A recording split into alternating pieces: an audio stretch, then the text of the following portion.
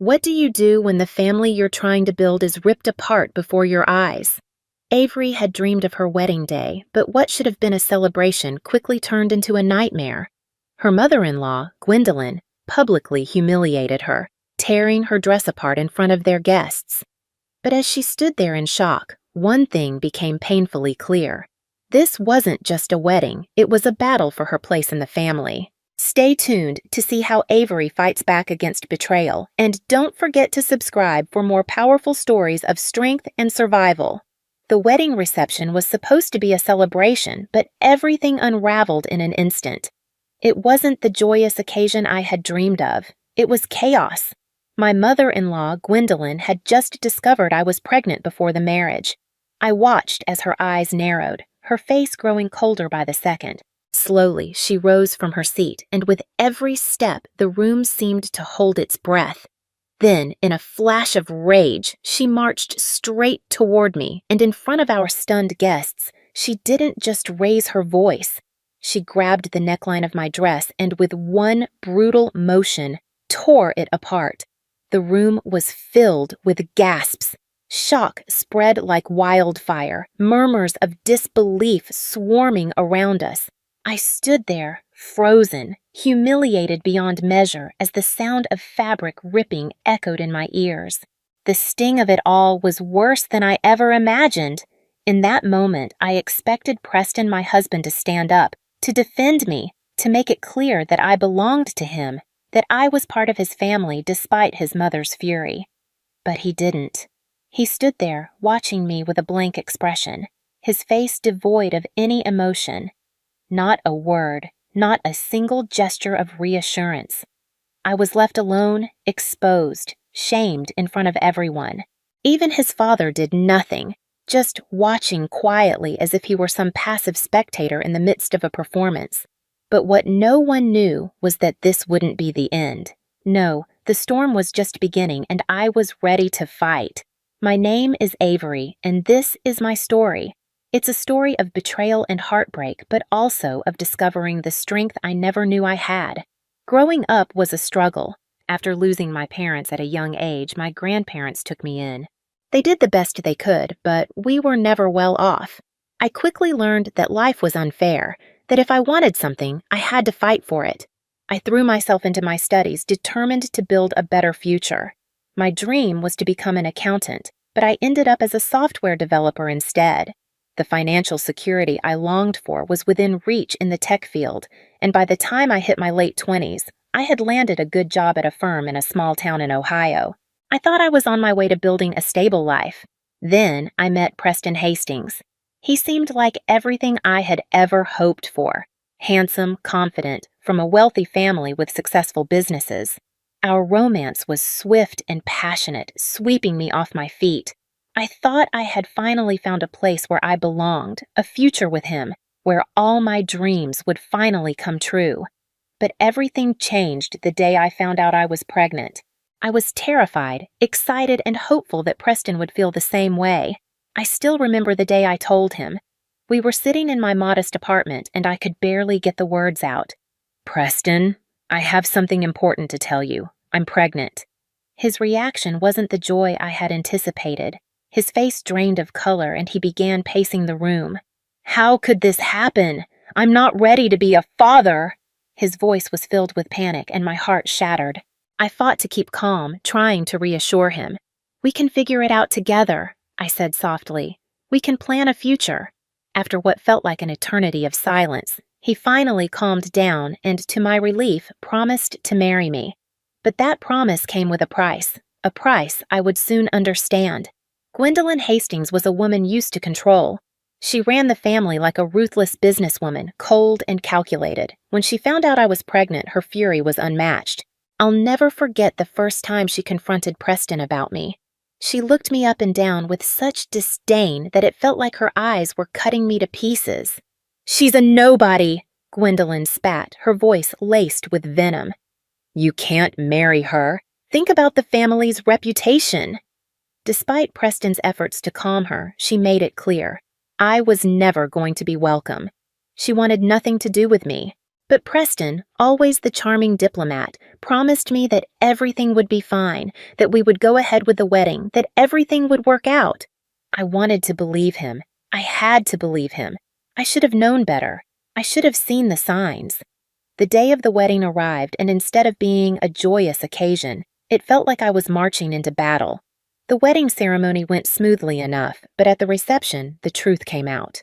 As we stood there greeting our guests, Gwendolyn's icy gaze fell on me. I barely had time to react before she stepped forward and tore my dress apart, shouting, "You think you can trap my son with this baby?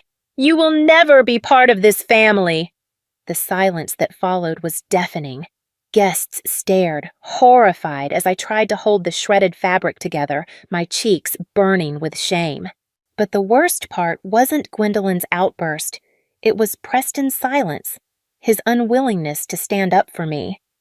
He just looked away as if I were nothing but a stranger. After the wedding, I moved into the Hastings estate, a sprawling mansion that felt more like a prison than a home. Preston's demeanor changed almost overnight.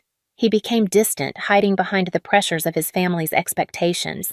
Gwendolyn's cruelty only intensified.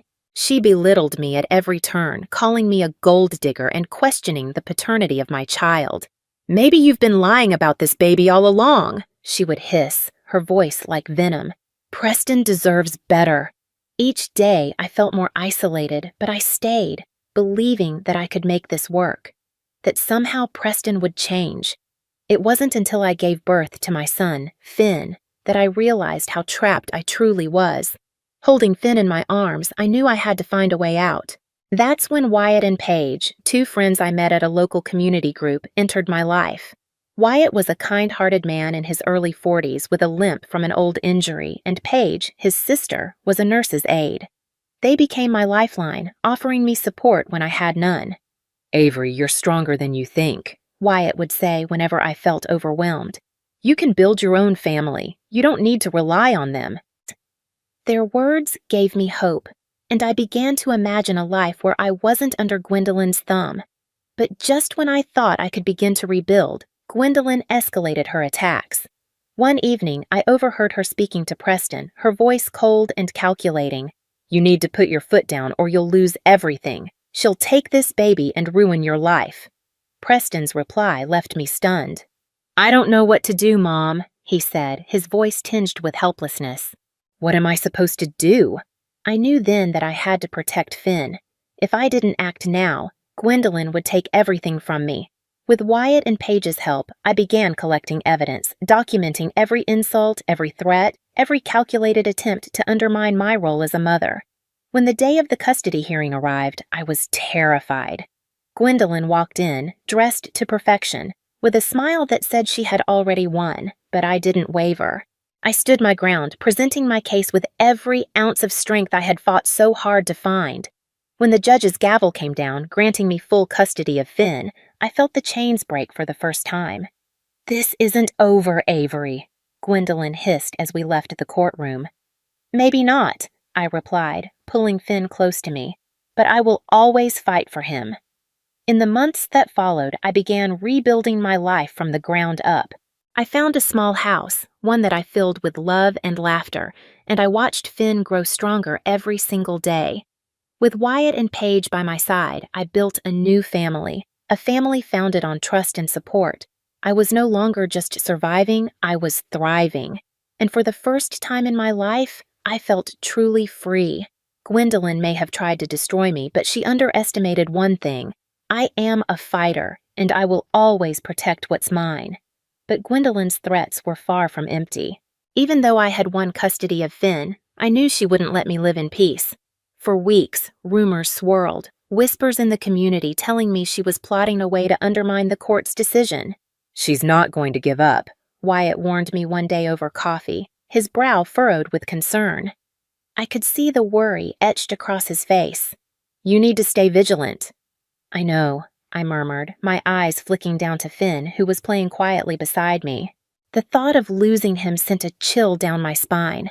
I tightened my grip on my coffee cup, forcing the fear back. "I'm ready for whatever she throws at me." I thought I was prepared, but then Gwendolyn made her next move. One evening, as I was putting Finn to bed, there was a loud, sharp knock at the door. I froze. Cautiously, I opened it, only to find two uniformed officers standing on my porch. "Ma'am, we need to talk," one of them said in a serious tone. "We've received a report that you're unfit to care for your son." My heart plummeted into my stomach. "What? That's a lie! Who?" I stopped mid-sentence, my blood running cold. Of course, it was Gwendolyn. This was her latest attempt to tear Finn away from me, using whatever means necessary. "Ma'am, we're going to need to look around," the officer said gently, but his eyes were filled with suspicion. I could see exactly what Gwendolyn was trying to do. Paint me as an unstable, negligent mother. If I wasn't careful, she could make it stick. "Go ahead," I said, my voice steady despite the storm swirling inside me. "You won't find anything." They moved through the house, checking every room as I stood there, feeling my stomach twist into knots. My mind raced, but I had to keep calm. I couldn't let her win. When they finished, the officer nodded. "Everything seems fine here, ma'am, but I suggest you be cautious. False reports like this can escalate." I nodded, but inside, my rage was boiling over.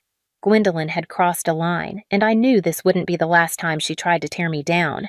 I couldn't let this go on. I had to find a permanent solution, something that would protect Finn and put an end to her interference once and for all. The very next day, I called Wyatt and Paige. "We need to talk," I said urgently. They came over right away, and we sat around my tiny kitchen table, strategizing. "She's not going to stop," I told them. "I need to find a way to get her out of our lives for good." Paige's eyes flashed with determination. "Then we fight fire with fire." "What do you mean?" I asked, confused. "We gather evidence on her," Wyatt said slowly. "She's been playing dirty, trying to paint you as an unfit mother, but what if we could show the court who she really is? Prove that she's unfit to be anywhere near Finn." It was a risky move, but I knew it was my only option. Over the next few weeks, we gathered everything we could.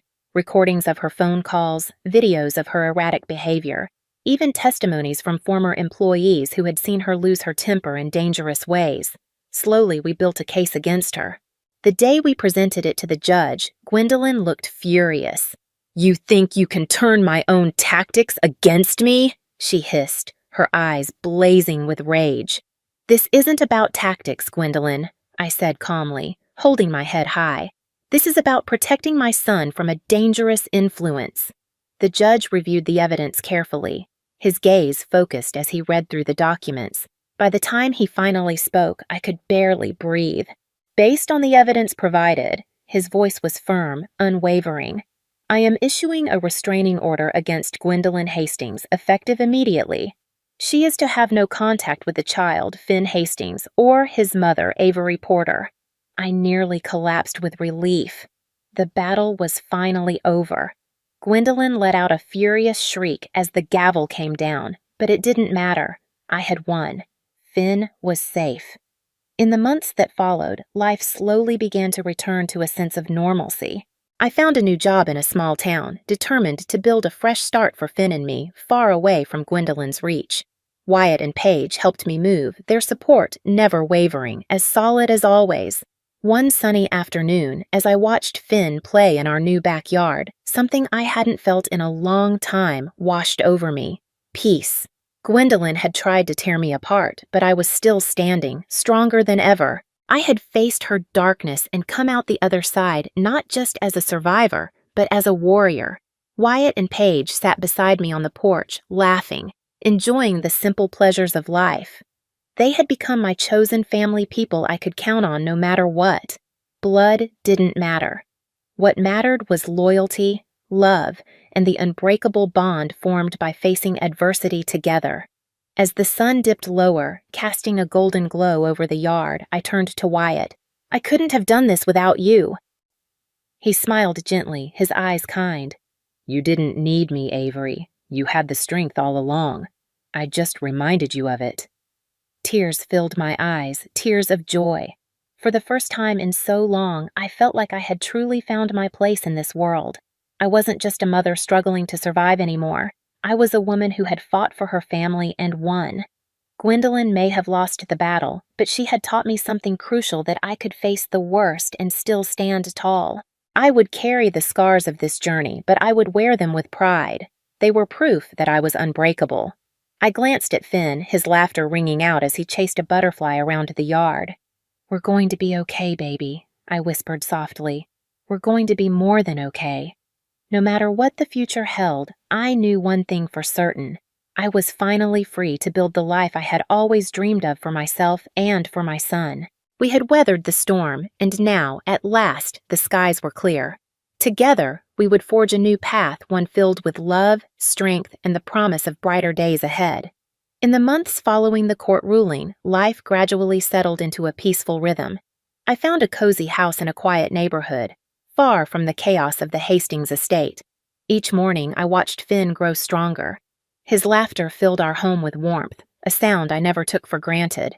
I started working remotely for a small software firm, the simplicity of our life becoming a wellspring of strength. The small joys, like Finn's giggles as he chased butterflies in the backyard, became everything. Wyatt and Paige remained constants in our lives, visiting often to check in, offer support, and help whenever they could. They had become the family I'd always longed for, proving that love and loyalty are not always bound by blood. One evening, as I sat on the porch, holding Finn close, I finally allowed myself to breathe. I wasn't just surviving anymore, I was thriving. I had fought for my son, for our future, and against all odds, we had won. The scars of the past still lingered, but they no longer defined me. Instead, they were reminders of the strength I'd found within myself. For the first time in years, I felt truly free. Hope filled me as I looked toward the future, ready to embrace whatever came next. What do you do when your own family turns against you and the person you trusted the most refuses to stand up for you? When the people who should protect you instead use you as a pawn? How do you find the strength to fight back? Avery's story is one of unimaginable betrayal, but also of incredible resilience. She was humiliated on the day that was supposed to be her wedding day, torn apart by her mother-in-law's cruel actions in front of everyone. But it didn't end there. Despite the weight of Gwendolyn's vicious attacks and Preston's silence, Avery fought for what mattered most: her son, Finn. When she was pushed to the brink, she stood up and made a decision that would change everything. With the help of true friends like Wyatt and Paige, Avery gathered the evidence she needed to protect her son from the people who sought to tear them apart. And when the judge's gavel came down, granting her full custody, it was a moment of triumph. Not just for her, but for all the mothers out there who know that sometimes the only way to protect your family is to fight for them, no matter the cost. So, what would you have done?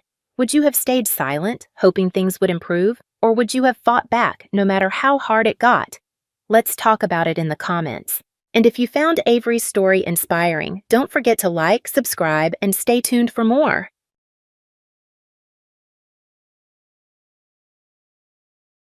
The buzzing of Charlie's phone jolted me awake. I reached over to silence it, my fingers fumbling in the darkness. As I picked it up, the screen lit up with a message that made my heart stop. "Can't wait to see you tomorrow, baby. Last night was amazing." The text was from someone named Ava. I blinked, convinced I was still dreaming, but as I scrolled up, my stomach twisted into knots. There were dozens of messages, each more intimate than the last. "Charlie?" I whispered, turning to face my husband of 8 years. He stirred but didn't wake up. I slipped out of bed, phone clutched to my chest, and made my way to the kitchen. My hands shook as I poured myself a glass of water, spilling some on the counter. "Beck, what are you doing up?" Charlie's voice startled me. He stood in the doorway, hair tousled from sleep. I held up his phone. "Who's Ava?" His face paled, then hardened. "Why are you going through my phone?" "I wasn't." It buzzed, and I trailed off, realizing how weak it sounded. "That doesn't matter. Who is she, Charlie?" He sighed, running a hand through his hair. "It's not what you think." "Really? Because I think you're cheating on me." My voice cracked, but I held his gaze. Charlie's shoulders slumped. "I didn't want you to find out like this." The room spun. I gripped the counter to steady myself. "So it's true?" He nodded, not meeting my eyes. "I'm sorry, Beck. I didn't mean for it to happen. How long?" I managed to choke out. 6 months. 6 months, half a year of lies, of betrayal. I thought back to all the late nights at work, the sudden business trips. How could I have been so blind? Do you love her? The question slipped out before I could stop it. Charlie hesitated, and in that moment, I knew. I think I do, he whispered. The glass slipped from my hand, shattering on the tile floor. Neither of us moved to clean it up. I want you out, I said, surprised by the steadiness in my voice. Beck, come on, let's talk about this. I shook my head. There's nothing to talk about. You made your choice. Where am I supposed to go? A bitter laugh escaped me. I'm sure Ava would be happy to take you in. Charlie's face hardened. Fine, I'll pack a bag. As he turned to leave, a thought struck me. Wait, your mother? Does she know? He paused in the doorway. Yeah, she does. She's the one who introduced us. The betrayal cut deeper than I thought possible. Karen, my mother-in-law, had always been cold towards me, but this was a whole new level of cruelty. Get out, I whispered. Now. Charlie disappeared into the bedroom. I heard drawers opening and closing, zippers being pulled. 10 minutes later, he emerged with a duffel bag. I'll come back for the rest of my stuff later, he said, not quite meeting my eyes. I nodded, not trusting myself to speak. As the front door closed behind him, the reality of the situation crashed over me. I was alone. The life I thought I had, the future I'd planned, it was all gone. I sank to the floor, careful to avoid the broken glass. Tears streamed down my face as I clutched Charlie's phone, still open to those damning messages. A new text from Ava popped up. Everything okay? You're usually up by now. My fingers hovered over the keyboard. In that moment, I made a decision. This wasn't the end. It was just the beginning. I typed out a reply. Everything's fine. See you soon. Then I deleted the conversation and turned off the phone. I had work to do. I hadn't slept in days. Every time I closed my eyes, I saw Charlie with her. Ava. The name tasted bitter on my tongue. Miss Thompson? A deep voice jolted me from my thoughts. I looked up to see a man in his 50s, salt and pepper hair, and kind eyes that had seen too much. I'm Jack Reeves, the private investigator you contacted. I nodded, gesturing for him to sit. We were in a small cafe far from my usual haunts. I didn't want to risk running into anyone I knew. What can you tell me about my husband? I asked, my voice barely above a whisper. Jack pulled out a manila folder. Are you sure you want to see this, Miss Thompson? Sometimes ignorance is bliss. I steeled myself. I need to know everything. He sighed, opening the folder. Your husband has been spending a significant amount of time with a young woman named Ava Collins. They meet 3 to 4 times a week, usually at her apartment or at this hotel. He slid a photo across the table. My breath caught. There was Charlie, arm around a stunning blonde, entering a high-end hotel. They looked happy. There's more, Jack said gently. They've been seen shopping together, dining at expensive restaurants, and, he hesitated. And what? I pressed. They visited a jewelry store last week. Mr. Thompson purchased a ring. The world tilted on its axis. A ring. Charlie was going to propose to her. Miss Thompson, are you all right? I nodded mechanically, unable to speak. Jack continued, his voice a distant buzz as he detailed Charlie's betrayal. Dinner dates, weekend getaways, all while I sat at home, wondering why my husband was growing distant. There's one more thing, Jack said, pulling out another photo. This woman has been seen with them several times. I gasped. It was Karen, Charlie's mother. She was laughing, arm linked with Ava's, as they exited a boutique. They seem quite close, Jack observed. A hysterical laugh bubbled up in my throat. Of course they are. Karen never liked me. She probably thinks Ava is the daughter-in-law she always wanted. Jack's eyes softened with sympathy. I'm sorry, Miss Thompson. I know this must be difficult. I shook my head, anger replacing the shock. No, I'm glad I know. Thank you, Mr. Reeves. As I left the cafe, my phone buzzed. It was a text from Karen. Rebecca, dear, we need to talk. Come over for tea this afternoon? My fingers hovered over the keypad. Part of me wanted to confront her, to scream and rage about her betrayal. But a cooler, more calculated part of me held back. Knowledge was power, and right now I had the upper hand. Of course, Karen. See you at 3, I replied. I spent the next few hours in a daze, poring over the photos and information Jack had given me. Each new detail was a knife to my heart, but I forced myself to memorize everything. If I was going to face Karen, I needed to be prepared. At precisely 3 p.m., I rang Karen's doorbell. She answered with a smile that didn't reach her eyes. Rebecca, dear, come in. I've just made a fresh pot of Earl Grey. I followed her into the living room, taking in the familiar surroundings. How many times had I sat here trying to win her approval? And all along she'd been plotting behind my back. So, Karen said, pouring tea with steady hands, I suppose we should discuss the elephant in the room. I raised an eyebrow. Which elephant would that be, Karen? Charlie's affair, or your part in it? She had the grace to look startled. You know? I know everything, I said, my voice cold. I know about Ava, I know about the ring, and I know you've been playing happy families with them while stabbing me in the back. Karen set down her teacup with a clatter. Now, Rebecca, let's not be dramatic. Charlie and Ava? They're in love. Sometimes these things happen. It's no one's fault. I leaned forward, my eyes locked on hers. No one's fault? You introduced them, Karen. You encouraged this. She had the audacity to look offended. I only want what's best for my son. And let's be honest, dear, you two haven't been happy for a long time. This is for the best. As I stared at her, something inside me snapped. I stood up, my hands shaking. For the best? You have no idea what you've done, Karen, but you will. I promise you that. I turned and walked out, leaving her sputtering behind me. As I got into my car, my phone buzzed again. It was Charlie. We need to talk, his message read. I took a deep breath, steeling myself for the battle ahead. Yes, I typed back. We certainly do. I stood outside our house. No, Charlie's house now, my heart pounding. The folder of evidence from Jack Reeves felt heavy in my hands. I took a deep breath and rang the doorbell. Charlie opened the door, his face a mask of neutrality. Rebecca, come in. I stepped inside, the familiar scent of our home, my former home, washing over me. Charlie led me to the living room, where I noticed subtle changes. Ava's touch, no doubt. So, Charlie said, sitting across from me, you wanted to talk. I nodded, my throat tight. I know everything, Charlie. About Ava, about your mother's involvement, all of it. He didn't even have the decency to look surprised. I see. And how do you feel about that? His casual tone ignited a fire in me. I slammed the folder on the coffee table. How do I feel? Are you serious, Charlie? You've been cheating on me for months, and you're asking how I feel. Charlie leaned back, unfazed. Look, Rebecca, I didn't want it to happen this way, but you and I both know our marriage has been over for a long time. Over? I echoed, incredulous. We were trying for a baby, Charlie. We were planning our future. He shook his head. No, you were planning a future. I was existing. With Ava, I feel alive again. Each word was a dagger to my heart. So that's it? 8 years of marriage and you're just throwing it away? I want a divorce, Rebecca, Charlie said, his voice eerily calm. I think it's best for both of us. The room spun.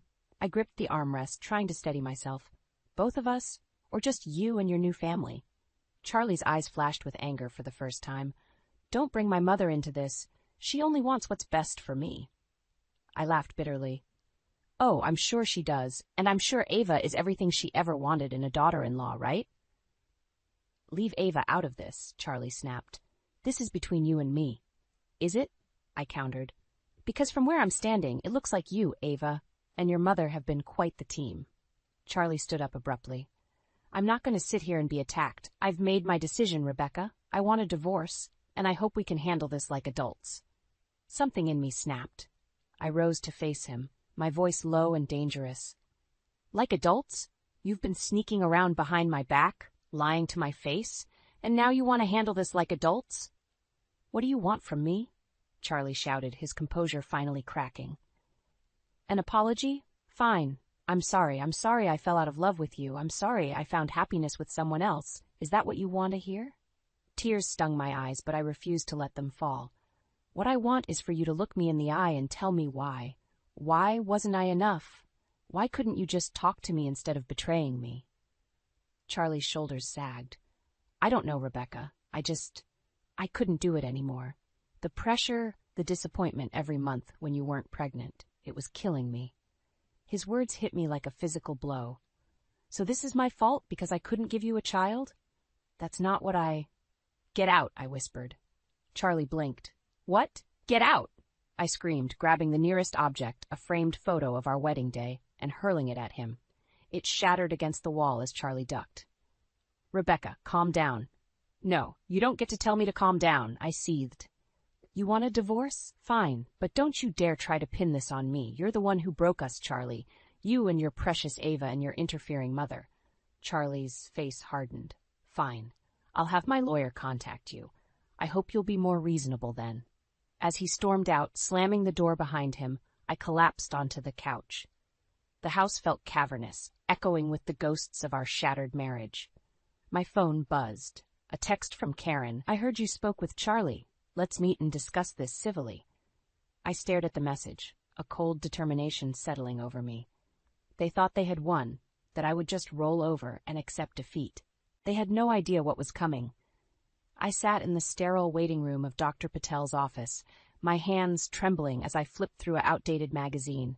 The familiar scent of disinfectant and anxiety filled my nostrils. How many times had I been here over the past few years, hoping for good news? Mrs. Thompson? The nurse called, her smile sympathetic. I followed her to the examination room, my heart pounding. Dr. Patel entered, her kind eyes meeting mine. Rebecca, how are you doing? I tried to smile, but it felt more like a grimace. I've been better, Dr. Patel. She nodded, glancing at my chart. I see you're here for your annual checkup. Any concerns you'd like to discuss? The words tumbled out before I could stop them. My husband left me. He says it's because I couldn't give him a child. Dr. Patel's face softened. Rebecca, I'm so sorry. You know that's not true, right? Infertility is a complex issue, and it's never just one person's fault. I nodded, tears stinging my eyes. I know, but maybe if I had tried harder, done more. Stop right there, Dr. Patel said firmly. You've done everything possible. The treatments, the lifestyle changes, the endless appointments. You've been an exemplary patient. Her words were meant to comfort, but they only twisted the knife deeper. Then why? I whispered. Why couldn't I just get pregnant? Dr. Patel sighed, sitting next to me. Sometimes there's no clear answer, but Rebecca, your worth isn't tied to your ability to conceive. You are so much more than that. I wiped my eyes, trying to regain composure. I feel like I've failed. As a wife, as a woman. You haven't failed anyone, Dr. Patel insisted. Now let's do your exam, and then we can discuss next steps, okay? I nodded, going through the motions of the examination. As Dr. Patel worked, my mind wandered to Charlie. Was he with Ava now? Were they already planning the family I couldn't give him? Rebecca? Dr. Patel's voice snapped me back to reality. I'd like to run a few additional tests. Is that all right? I frowned. Is something wrong? Not necessarily, she said carefully. I just want to be thorough. The next hour was a blur of blood draws and ultrasounds. By the time I was back in the examination room, my nerves were frayed. Dr. Patel returned, her expression unreadable. Rebecca, I have some news. My heart dropped. What is it? Is it cancer? You're pregnant, Dr. Patel interrupted. The world stopped. What? You're about 6 weeks along, she continued, her voice seeming to come from far away. The ultrasound confirmed it. Rebecca? Are you okay? Pregnant. The word echoed in my head, a cruel joke after years of disappointment. How? I managed to choke out. Dr. Patel smiled gently. Sometimes these things happen when we least expect them. Your body might have finally responded to the treatments, or it could just be one of those miracles we can't explain. A miracle. The baby I had longed for, arriving just as my marriage crumbled. The irony was almost too much to bear. What do you want to do? Dr. Patel asked softly. The question jolted me back to reality. What did I want to do? Charlie's words echoed in my mind. The pressure, the disappointment every month when you weren't pregnant. It was killing me. Anger flared in my chest, hot and fierce. He had given up on us, on our dream, and now, when I finally had what we'd both wanted for so long, he was gone. I want to keep it, I said, my voice stronger than I felt. This is my baby, Dr. Patel, mine. She nodded, squeezing my hand. We'll take good care of both of you, Rebecca. You're not alone in this. As I left the office, my hand resting protectively on my still flat stomach, my phone buzzed. A text from Charlie. My lawyer will be in touch about the divorce proceedings. I hope we can keep this civil. I stared at the message, a new resolve hardening within me. Civil? Oh, I'd show him civil. He wanted a divorce? Fine, but he had no idea what was coming. This baby was mine, and I would fight with everything I had to protect it. From Charlie, from Karen, from anyone who tried to hurt us. They thought they could discard me, replace me. They were about to learn just how wrong they were. The days after learning about my pregnancy blurred together in a haze of conflicting emotions. Joy battled with despair, hope with resentment. I found myself standing in front of the full-length mirror, scrutinizing my body for any signs of change. "You're in there," I whispered, placing a hand on my still flat stomach, "and I promise I'll protect you." But as the initial shock wore off, the weight of my new reality crashed down on me. I was going to be a single mother, raising a child in the wreckage of my failed marriage. The thought was overwhelming. I reached for the phone, my finger hovering over Charlie's number. Should I tell him? Did he deserve to know? Before I could decide, a wave of nausea hit me. I barely made it to the bathroom, retching violently. As I sat on the cold tile floor, tears streaming down my face, I heard my phone ping. It was a text from Karen. "Charlie tells me you're being difficult about the divorce. Don't make this harder than it needs to be, dear." Anger surged through me. Difficult? They had no idea. In a moment of weakness, I found myself in the kitchen, raiding the pantry. I tore into a bag of chips, then a box of cookies, barely tasting anything as I shoved food into my mouth. The temporary comfort of fullness did little to ease the ache in my heart. Hours passed, and I remained on the kitchen floor, surrounded by empty wrappers and self-loathing. What kind of mother would I be if I couldn't even take care of myself? A knock at the door startled me from my spiral. I considered ignoring it, but the knocking persisted. "Rebecca? It's Sarah. Please open up." Sarah, my best friend since college. I'd been avoiding her calls, too ashamed to face anyone. But now, hearing the concern in her voice, I dragged myself to the door. "Oh, honey?" Sarah gasped when she saw me. Without a word, she enveloped me in a hug. I broke down, sobbing into her shoulder. Between hiccups, I told her everything. The affair, the pregnancy, my fears. Sarah listened, her face a mix of shock and sympathy. When I finished, she took my hands in hers. "Rebecca, look at me. You are the strongest person I know. You can do this." I shook my head. "I don't know if I can. I'm a mess, Sarah. How can I be a mother when I can barely function?" "One day at a time," she said firmly. "And you're not alone. I'm here, and I'm not going anywhere." As Sarah helped me clean up the kitchen, my phone buzzed again. This time it was an email from Charlie's lawyer, detailing the proposed terms of our divorce. I skimmed the document, my anger growing with each line. They wanted me out of the house within 30 days. They were offering a pittance in alimony, citing my potential to work as justification. "They're trying to leave me with nothing," I whispered, showing Sarah the email. Her eyes narrowed. "Not if we have anything to say about it. Rebecca, it's time to fight back." I looked at her, then down at my stomach. The tiny life growing inside me depended on me now. I couldn't afford to fall apart.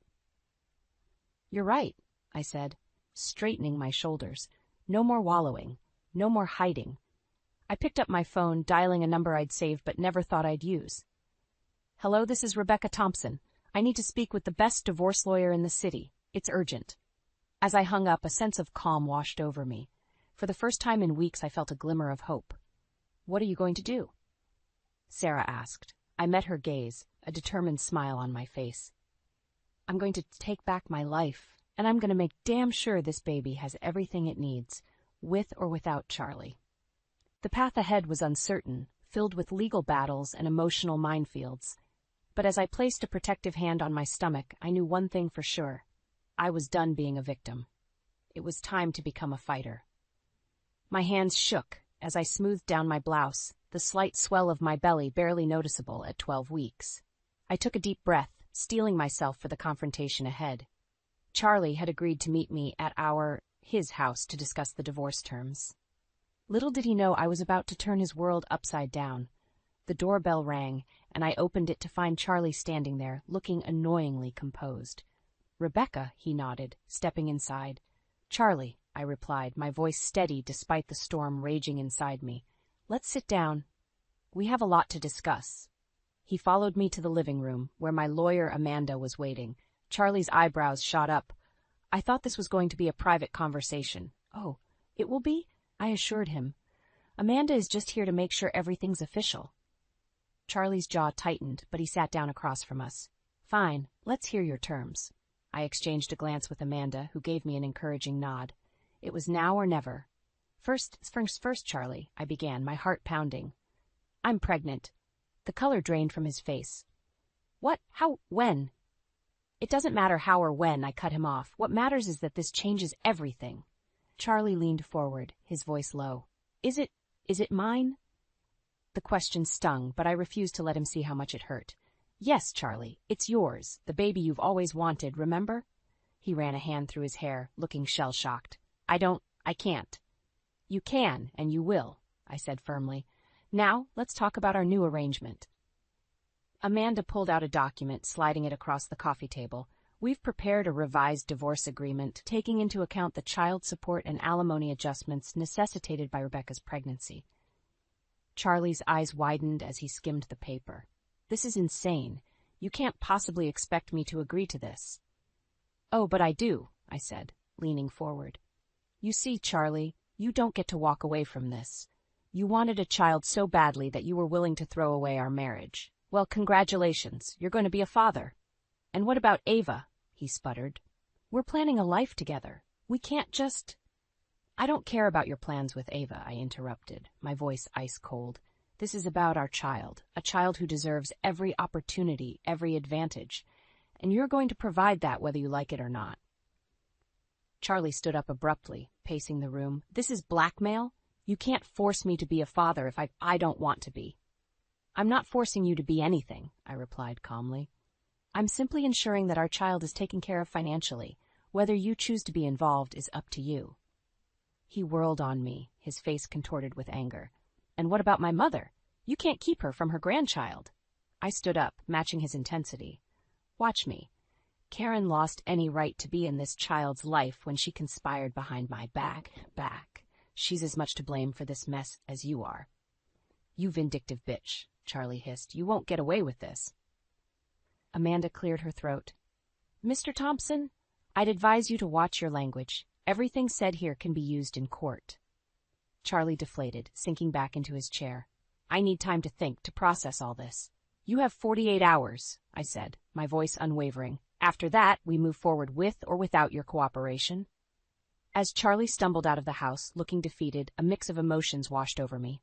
Triumph, fear, uncertainty, they all swirled together, making me dizzy. Amanda squeezed my shoulder. You did well, Rebecca. Are you okay? I nodded, placing a hand on my stomach. I have to be, for both of us. As I watched Charlie's car disappear down the street, I knew the real battle was just beginning. But for the first time in months, I felt powerful. I was no longer the victim in this story. I was the author of my own destiny, and I would write a happy ending for my child, no matter what it took. The ink on the divorce papers had barely dried when my phone rang.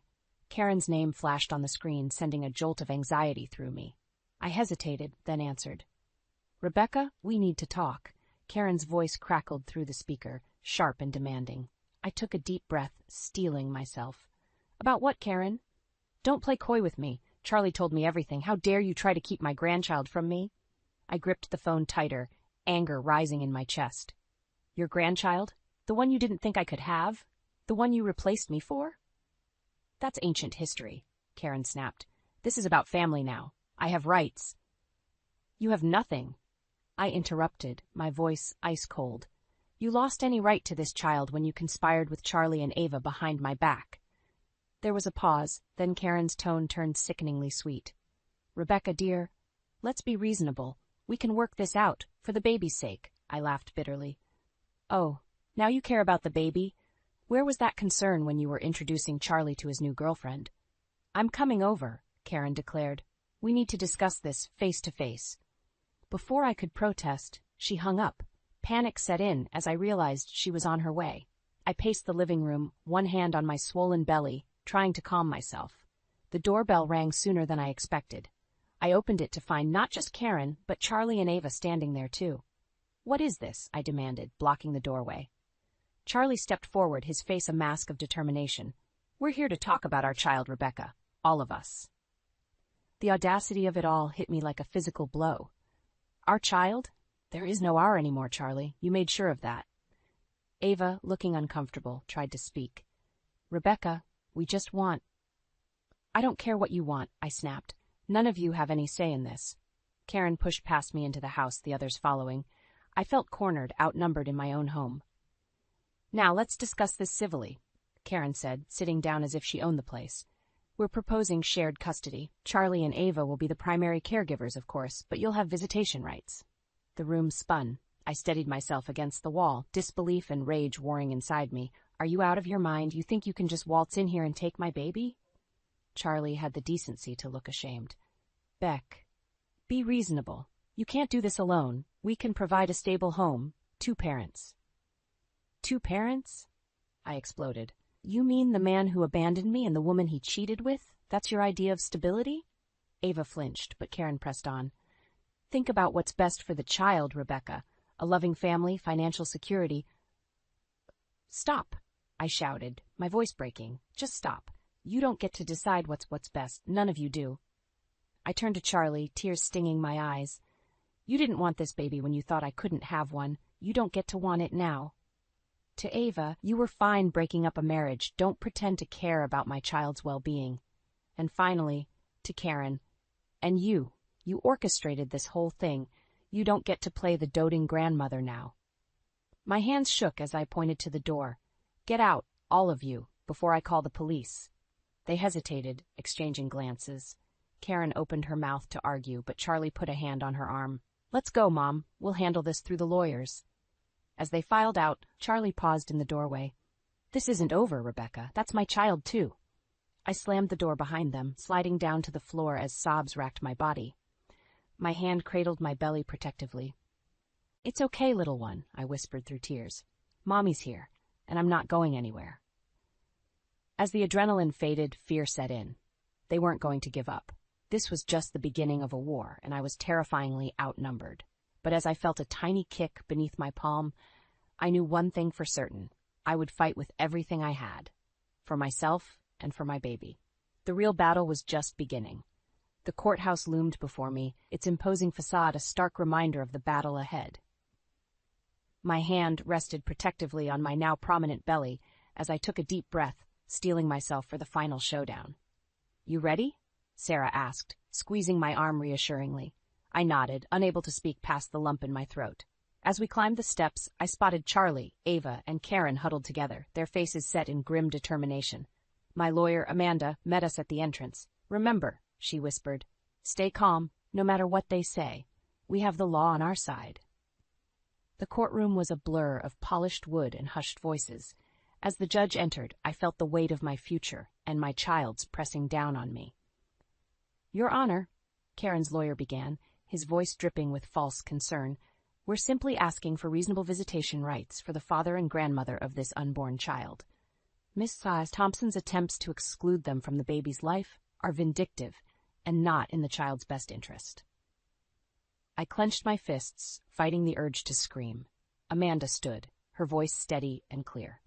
Your Honor, my client has valid concerns about Mr. Thompson and his mother's involvement in her child's life.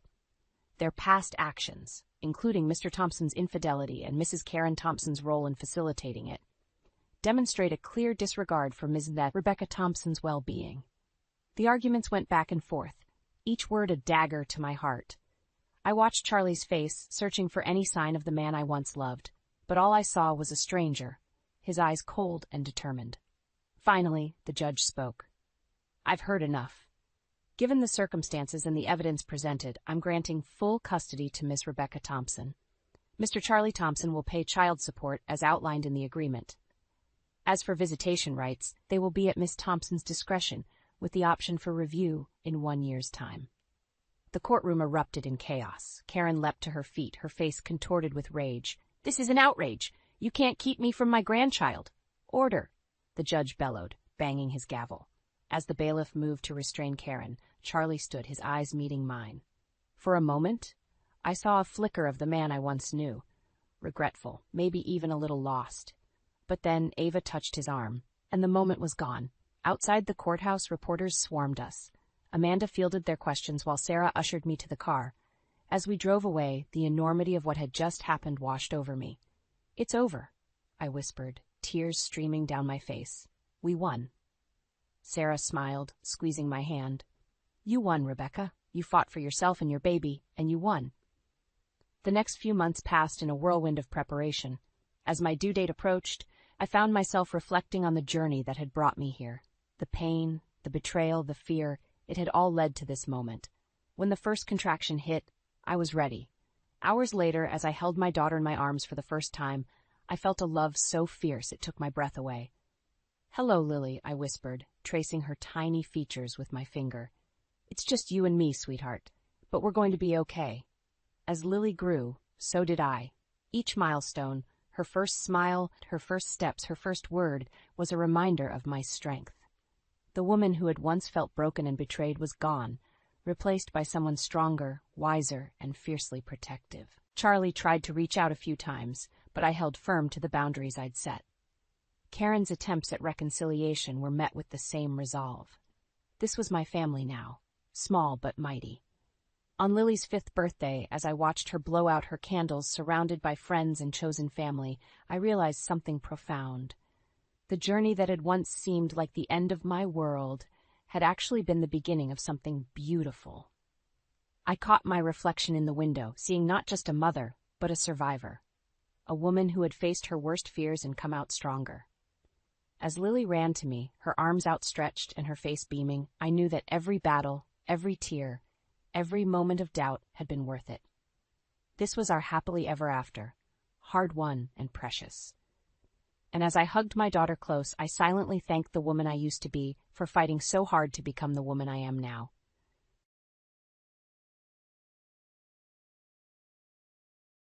The lipstick stain on Toby's collar screamed louder than any confession ever could. I stood frozen in our bedroom, his crumpled dress shirt dangling from my trembling fingers. My perfect world shattered in an instant, leaving me breathless and disoriented. "Jules, you home, honey?" Toby's voice echoed from downstairs, snapping me back to reality. I hastily shoved the shirt into the laundry basket, my heart pounding. "Up here!" I called out, forcing cheerfulness into my voice. Toby appeared in the doorway, his charming smile intact.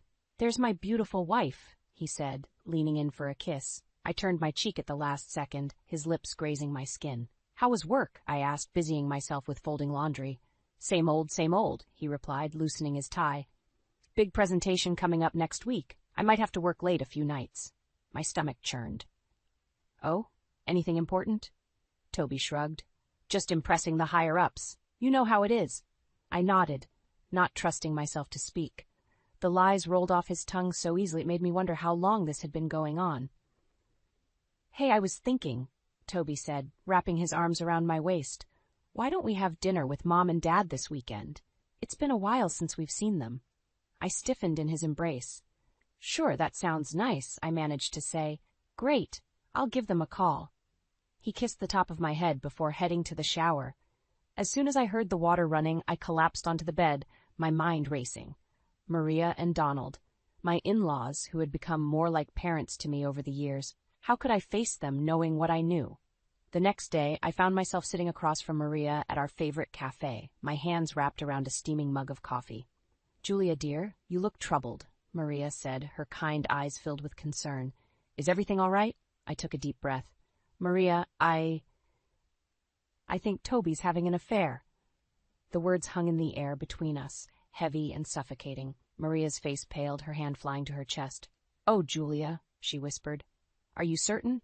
I nodded, tears stinging my eyes. "I found lipstick on his shirt, and he's been working late, taking mysterious phone calls."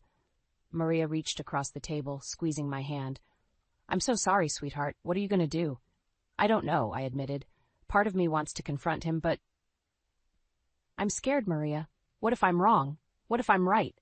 "You need proof," Maria said firmly. "Concrete evidence. Don't confront him until you're absolutely sure."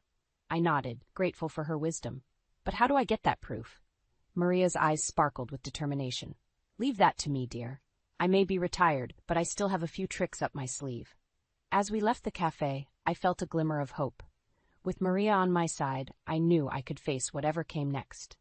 That evening, as Toby and I prepared dinner, his phone buzzed on the counter.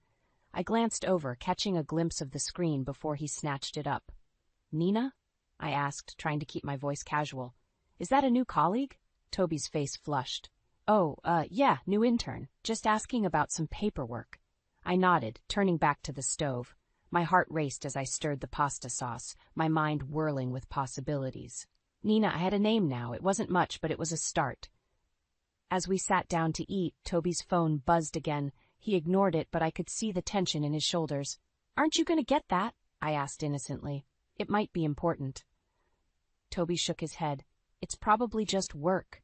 It can wait." I took a sip of wine, steeling myself for what came next. "You know, Toby," I said, my voice steady despite my racing heart, "I was thinking of stopping by your office tomorrow. Maybe we could have lunch?" The fork clattered against Toby's plate. "Tomorrow?" he asked, his voice strained. I have meetings all day. Rain check?" I smiled, but it didn't reach my eyes. "Of course, honey, another time." As I cleared the dishes that night, I caught my reflection in the kitchen window. The woman staring back at me looked determined, angry, and just a little bit scared.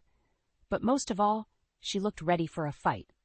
Little did Toby know, the clock was ticking on his perfectly crafted lie, and I was about to blow it wide open. I never thought I'd become an expert in deception, but here I was, living a double life of my own.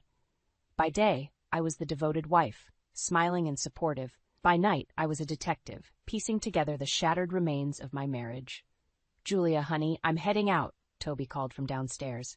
"Big client dinner tonight." I met him at the door, planting a kiss on his cheek. "Have fun, sweetheart. Don't work too hard." As soon as his car pulled away, I sprang into action. I'd been biding my time, waiting for this moment. With trembling hands, I booted up Toby's laptop. He thought he was clever, but his password was still our anniversary. The irony wasn't lost on me. Emails, calendar entries, text messages, they all painted a damning picture. Toby and Nina's affair wasn't just a fling, it was a full-blown relationship. My stomach churned as I uncovered dinner reservations, hotel bookings, even plans for a weekend getaway. A knock at the door startled me. I slammed the laptop shut, heart racing. "Julia, it's me, Maria. Are you home?" I let out a sigh of relief, opening the door to my mother-in-law's concerned face. "I brought reinforcements," Maria said, holding up a bottle of wine. "Thought you could use a friend tonight." As we settled on the couch, Maria's eyes narrowed. "What have you found out?" I spilled everything, the emails, the secret rendezvous, the lies. Maria listened, her face a mix of sorrow and anger. "That boy," she muttered, shaking her head. "I raised him better than this." "What do I do, Maria?" I asked, my voice breaking. "I can't confront him without proof he can't deny." Maria's eyes glinted with determination. "We need something concrete, something he can't talk his way out of." Just then, my phone buzzed. It was a text from an unknown number. "You deserve to know the truth. Meet me at Riverside Park tomorrow at noon. N." I showed Maria the message, my hands shaking. "It has to be Nina," I whispered. Maria squeezed my hand. "Be careful, Julia. This could be a trap." The next day, I found myself pacing nervously by the park fountain. A young woman approached, her eyes darting around nervously. "Julia?" she asked. At my nod, she continued, "I'm Nina. I think we need to talk." We sat on a nearby bench, an uncomfortable silence stretching between us. "Why are you doing this?" I finally asked. Nina's eyes filled with tears. "Because I can't live with the guilt anymore. Toby, he told me you were separated, that your marriage was over. By the time I found out the truth, I was in too deep." She handed me a manila envelope. "Here's everything. Texts, photos, hotel receipts. I'm so sorry, Julia. I never meant to hurt anyone." As Nina walked away, I sat there, the weight of the envelope heavy in my hands. Part of me wanted to tear it open right there, but I couldn't bring myself to do it. That evening, I sat at the dining table, the envelope before me, when Toby walked in. "Hey, beautiful," he said, leaning in for a kiss. "How was your day?" I looked up at him, searching his face for any sign of remorse, any flicker of the man I thought I'd married. There was nothing. "It was enlightening," I replied, my voice steady. "How about yours?" Toby launched into a story about his day, lies flowing effortlessly. As he talked, I made a decision. I wouldn't confront him. Not yet. I needed time to process, to plan my next move. "Actually, Toby," I interrupted, "I was thinking of visiting my sister this weekend. And would you mind if I took a few days?" He looked relieved. "Of course not, honey. You deserve a break." As I packed my bag that night, my resolve strengthened. I'd use this time away to strategize, to prepare for the confrontation to come. Toby had no idea what was coming, but I did. And I was ready to fight for the truth, for justice, and for myself. Little did I know, the storm brewing on the horizon was about to change everything. The drive to Maria and Donald's house felt like the longest journey of my life. The manila envelope sat on the passenger seat, a ticking time bomb of truth.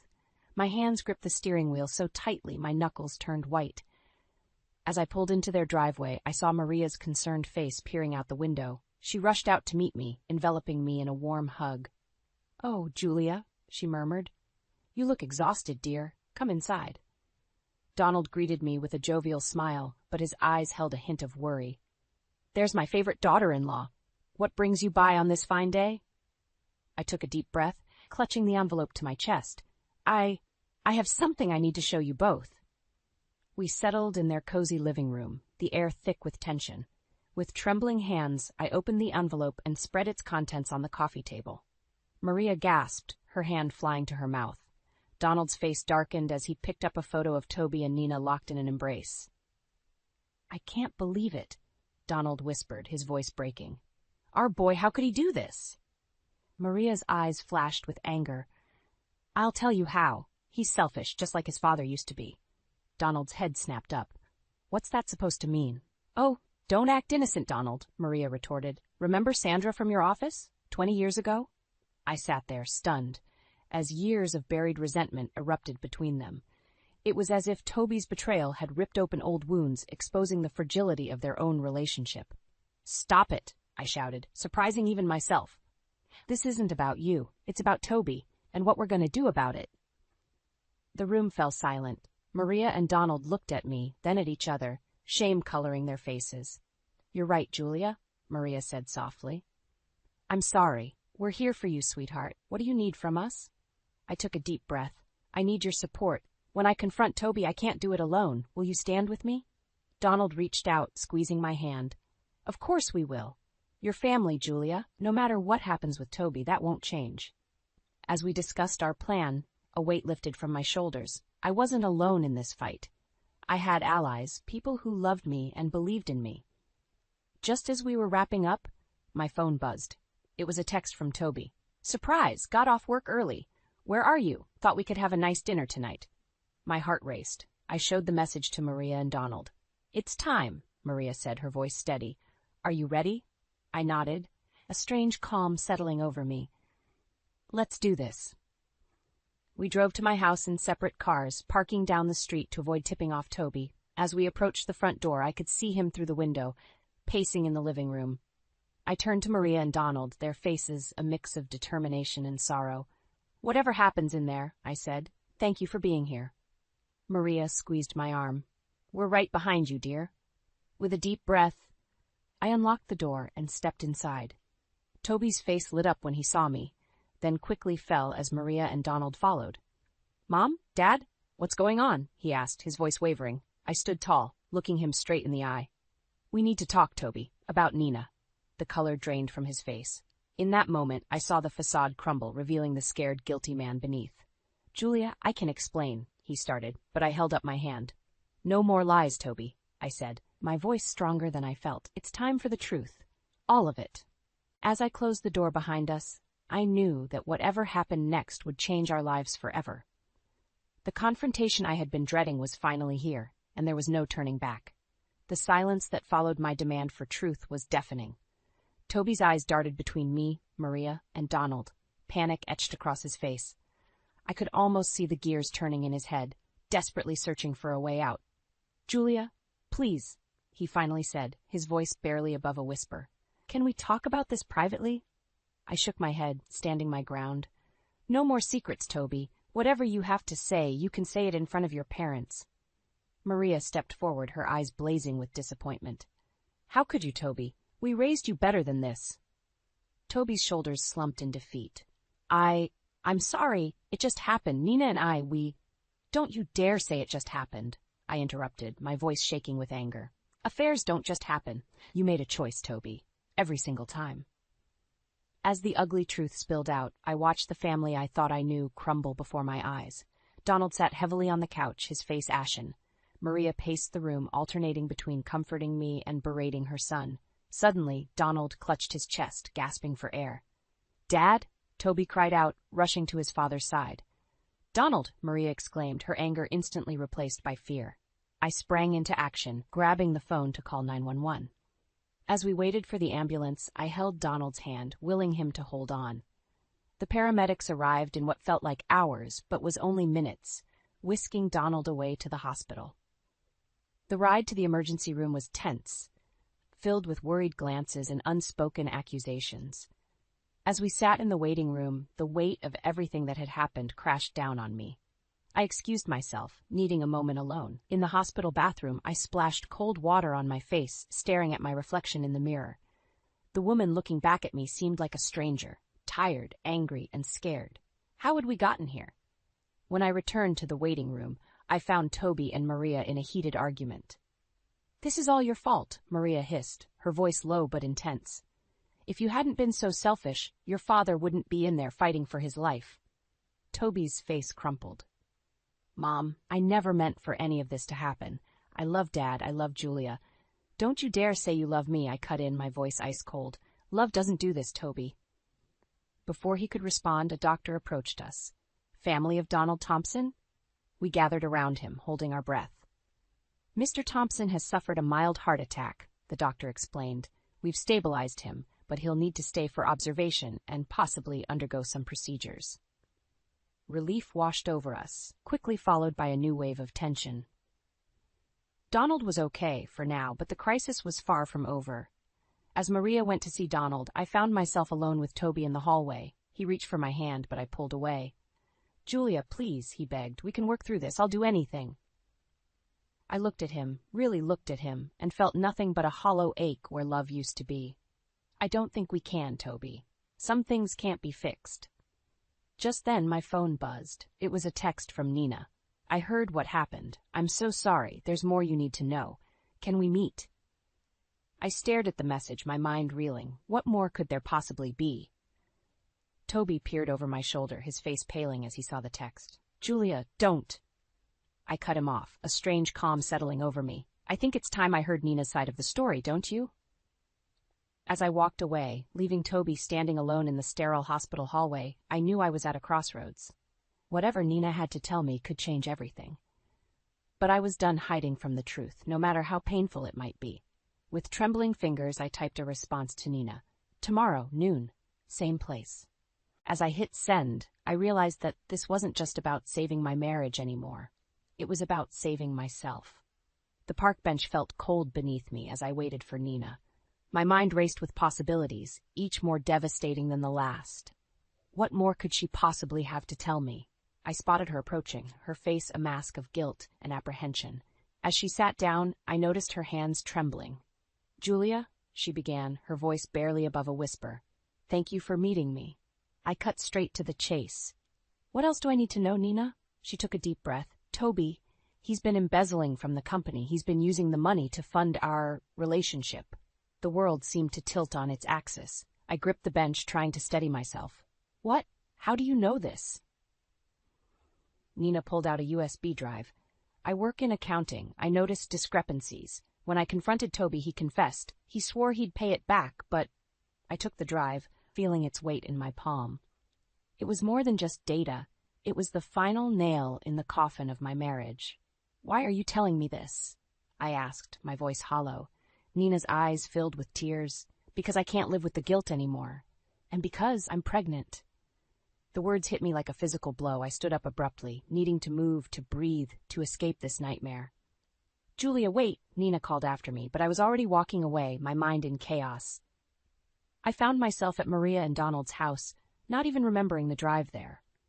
Maria opened the door, her face etched with concern. "Julia, what's wrong, dear?" I collapsed into her arms, sobs racking my body. Between gasps, I told her everything, the embezzlement, the pregnancy, the utter destruction of the life I thought I knew. Maria's face hardened with resolve. "That's it. No more chances. It's time we end this once and for all." We formulated a plan, our voices low and intense. By the time we finished, I felt a strange mix of dread and determination. That evening, I returned home to find Toby pacing in the living room. His face lit up with hope when he saw me. "Julia, thank God, I've been trying to reach you all day. Can we talk, please?" I nodded, my heart pounding. "Yes, Toby, it's time we talked." We sat down, and I steeled myself for what was to come. "I met with Nina today," I began, watching his face pale. "She told me everything." Julia, I can explain, he started, but I held up my hand. No more explanations, Toby. No more lies. I placed the USB drive on the coffee table between us.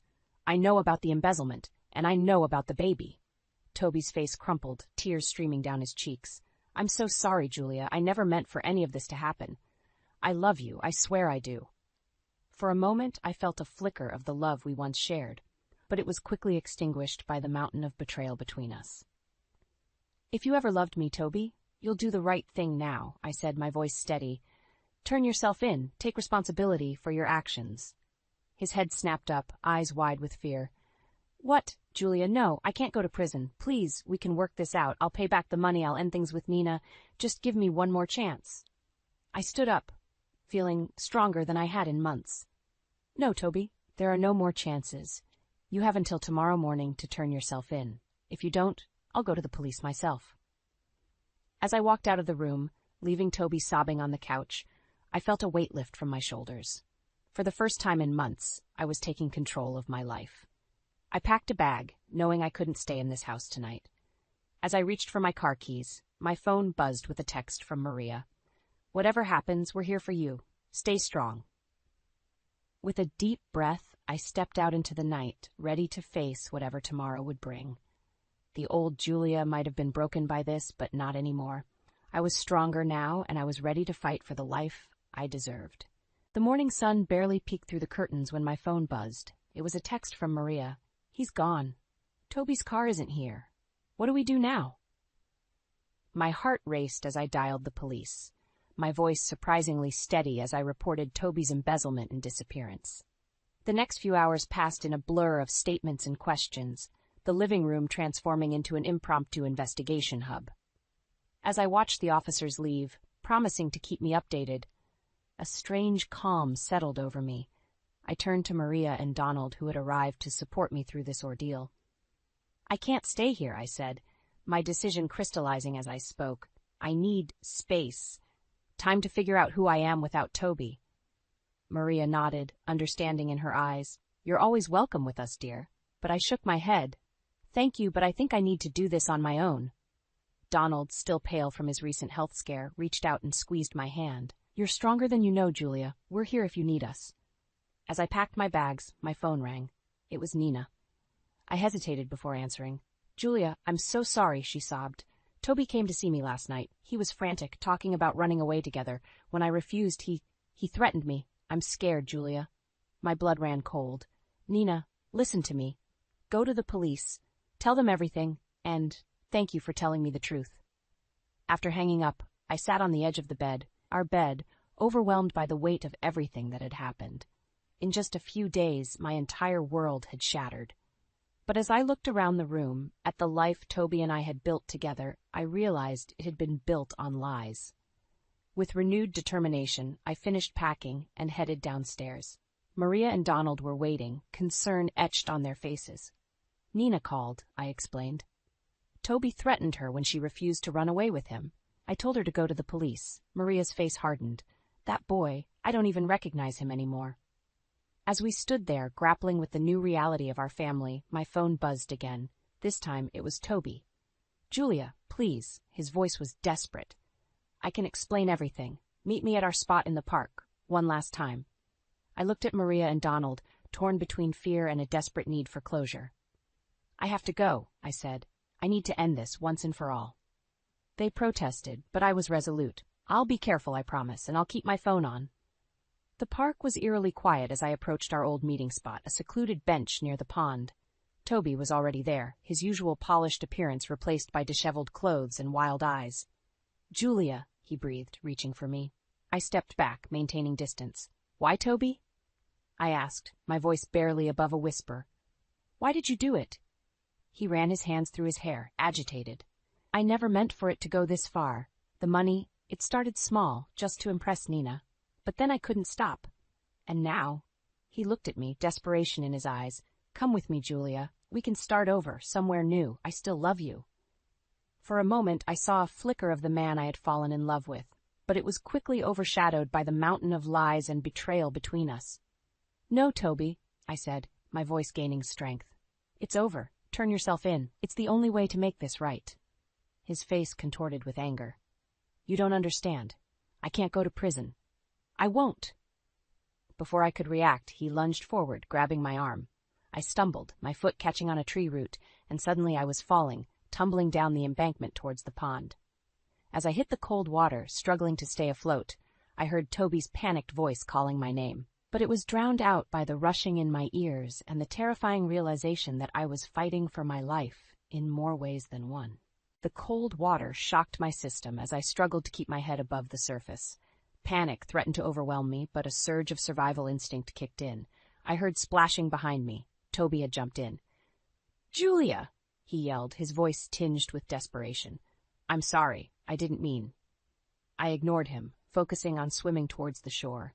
My clothes weighed me down, but adrenaline propelled me forward. As I reached the muddy bank, I felt Toby's hand on my arm. "Don't touch me!" I snarled, yanking my arm away. I stumbled up the embankment, soaked and shivering. Toby followed, his face a mask of anguish.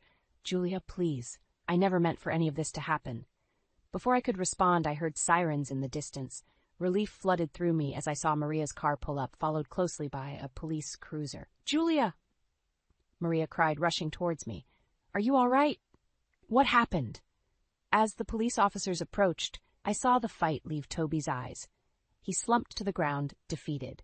"I'm ready," he said quietly. "I'll turn myself in."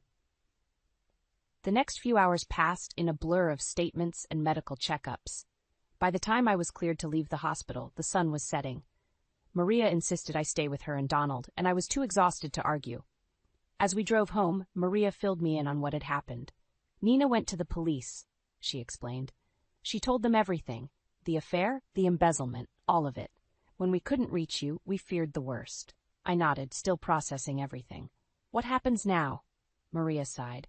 "Toby's been arrested. The company is pressing charges for the embezzlement. And there's more." I braced myself. "What is it?" "The police found evidence that Toby had been planning to leave the country," Maria said, her voice heavy with disappointment. "He had fake passports, a large sum of cash.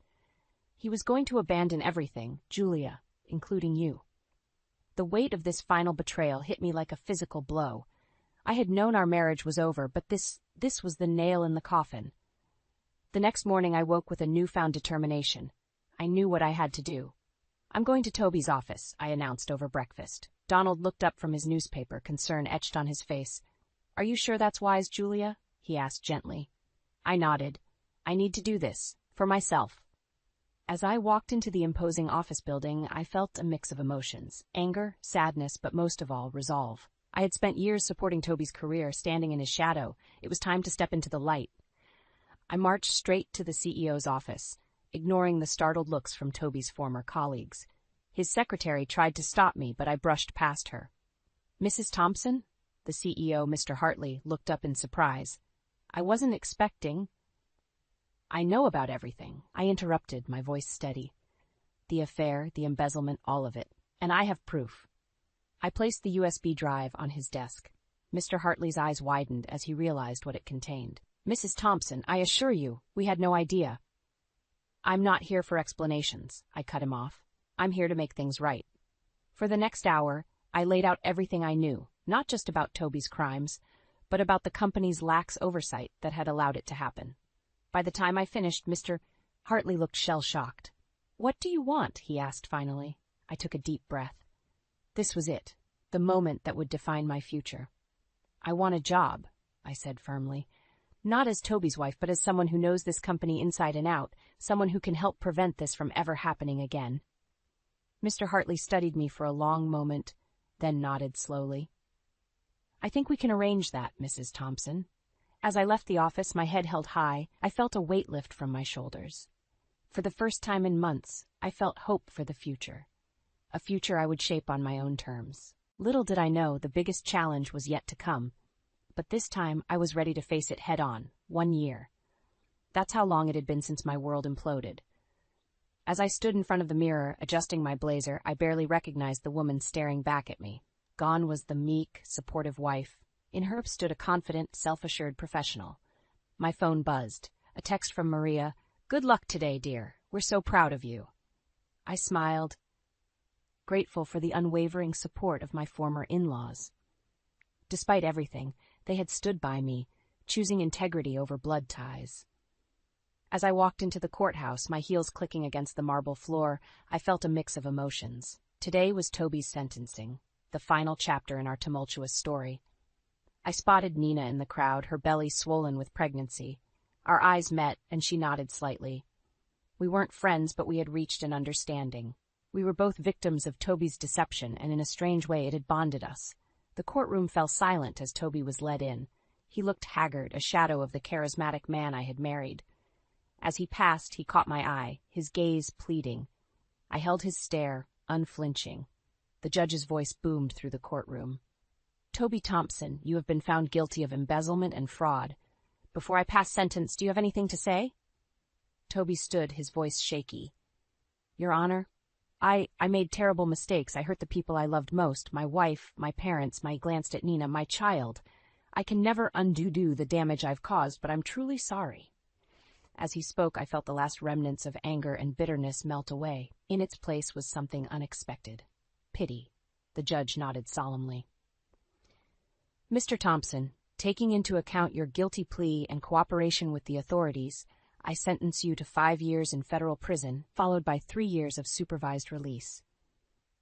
The gavel struck, sealing Toby's fate.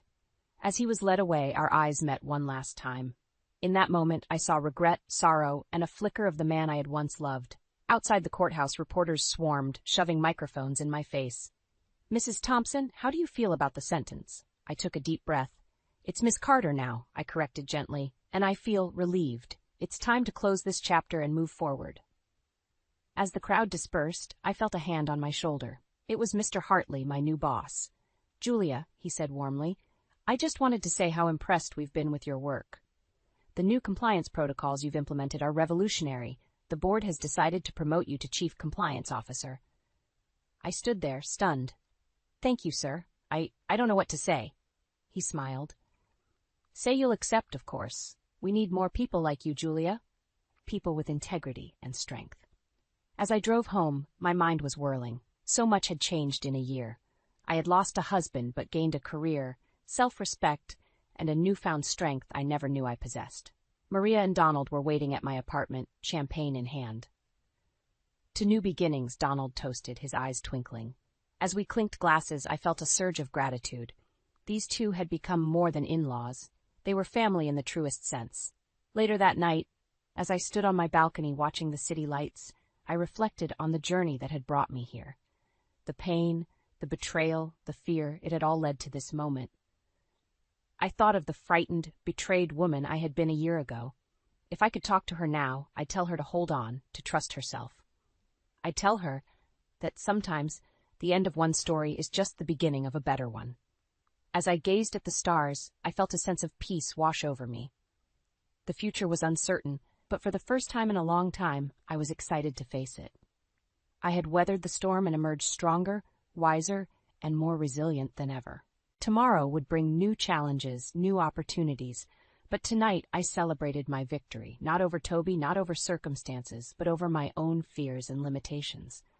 I raised my glass to the night sky, a silent toast to the woman I had become, the woman who had faced betrayal, fought for justice, and found the strength to rebuild her life on her own terms.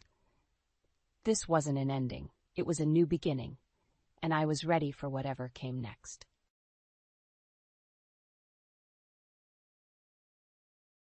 The phone slipped from my fingers, clattering to the floor as my world imploded. I stared at the cracked screen, the message still visible. "Nora, I'm so sorry to tell you this, but David's been lying. He hasn't been working for months." My hands trembled as I picked up the phone, reading the text from Benjamin again. David's brother had always been the black sheep of the family, but he'd never lied to me. Unlike my husband, apparently. "Nora, everything okay in there?" David's voice called from the living room, concern lacing his words. I swallowed hard, willing my voice not to shake. "Fine. Just dropped my phone." Lies, more lies. How long had this been going on? I took a deep breath, smoothing my shirt and plastering on a smile, before walking into the living room. David lounged on the couch, feet propped up on the coffee table, a beer in hand. The sight of him so relaxed, while I'd been working overtime to keep us afloat, made my blood boil. "Hey, honey," he said, flashing that charming grin that used to make my heart flutter. Now it just made me sick. "Want to order in tonight? I'm thinking Chinese." I perched on the arm of the chair across from him, studying his face. "Actually, I was thinking we could talk about your job search. Any promising leads?" David's smile faltered for a moment before he recovered. "Oh, you know how it is. The market's tough right now, but I've got a few irons in the fire." "Really?" I pressed, my voice sharper than intended. "Because Benjamin seems to think you haven't been looking at all." The color drained from David's face. "You talked to Ben? Nora, you know he's always trying to stir up trouble." "Don't." I held up a hand, cutting him off. "Just don't lie to me anymore, David. How long have you been unemployed?" He set down his beer, running a hand through his hair. "It's not what you think." "How long?" David sighed, shoulders slumping. 3 months.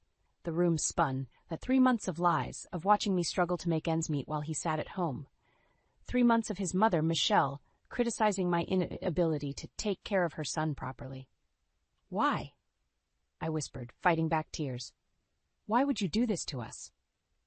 "I didn't mean for it to go on this long," David said, leaning forward. "I lost my job and I was ashamed. I thought I'd find something quickly, but then..." "But then what?" I snapped. "You decided it was easier to let me carry the burden while you played video games all day?" David flinched. "That's not fair. I've been depressed, Nora. You know how hard it's been for me." I laughed bitterly. "Oh, I'm sorry. I didn't realize your depression gave you the right to lie to your wife for months on end." The doorbell rang, startling us both. David stood, reaching for his wallet. "That'll be Mom. I invited her over for dinner." My jaw dropped. "You what?" "I thought it might cheer us up," he said weakly. "You know how she loves to cook." "David, so help me God if you open that door." But it was too late. Michelle bustled in, arms laden with grocery bags. "There's my boy," she cooed, kissing David's cheek before turning her critical gaze on me. "Nora, dear, you look awful. Have you been getting enough sleep?" I gritted my teeth, fighting the urge to scream. "Michelle, now's not a good time." "Nonsense," she interrupted, heading for the kitchen. "I'm making David's favorite pot roast. Lord knows the poor boy needs some proper nutrition." As Michelle prattled on about her son's favorite foods, I locked eyes with David. The guilt in his gaze confirmed everything. He'd been lying about more than just his job. "I can't do this," I whispered, grabbing my keys and heading for the door. "Nora, wait!" David called after me, but I was already gone, slamming the door behind me. As I sat in my car, hands gripping the steering wheel, I realized this was just the beginning. The life I thought I knew was unraveling, and I had no idea how to stop it. I stormed into the teacher's lounge, slamming my lunch bag onto the table. My colleagues looked up, startled, but quickly returned to their conversations.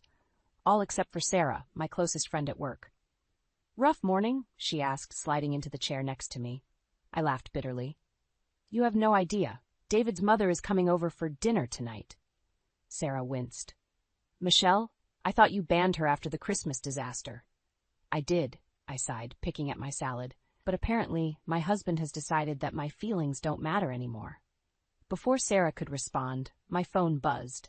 Michelle's name flashed across the screen, and I groaned. "Speak of the devil," I muttered, answering the call. "Hello, Michelle." "Nora, dear." Her saccharine voice dripped through the speaker. "I was just calling to make sure you remembered to pick up David's dry cleaning. You know how he likes his shirts pressed just so." I gritted my teeth.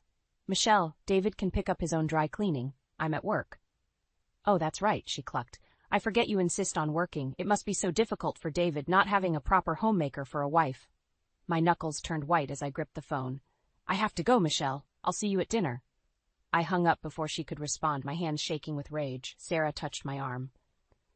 "Nora, you okay?" "No," I whispered. "I'm really not."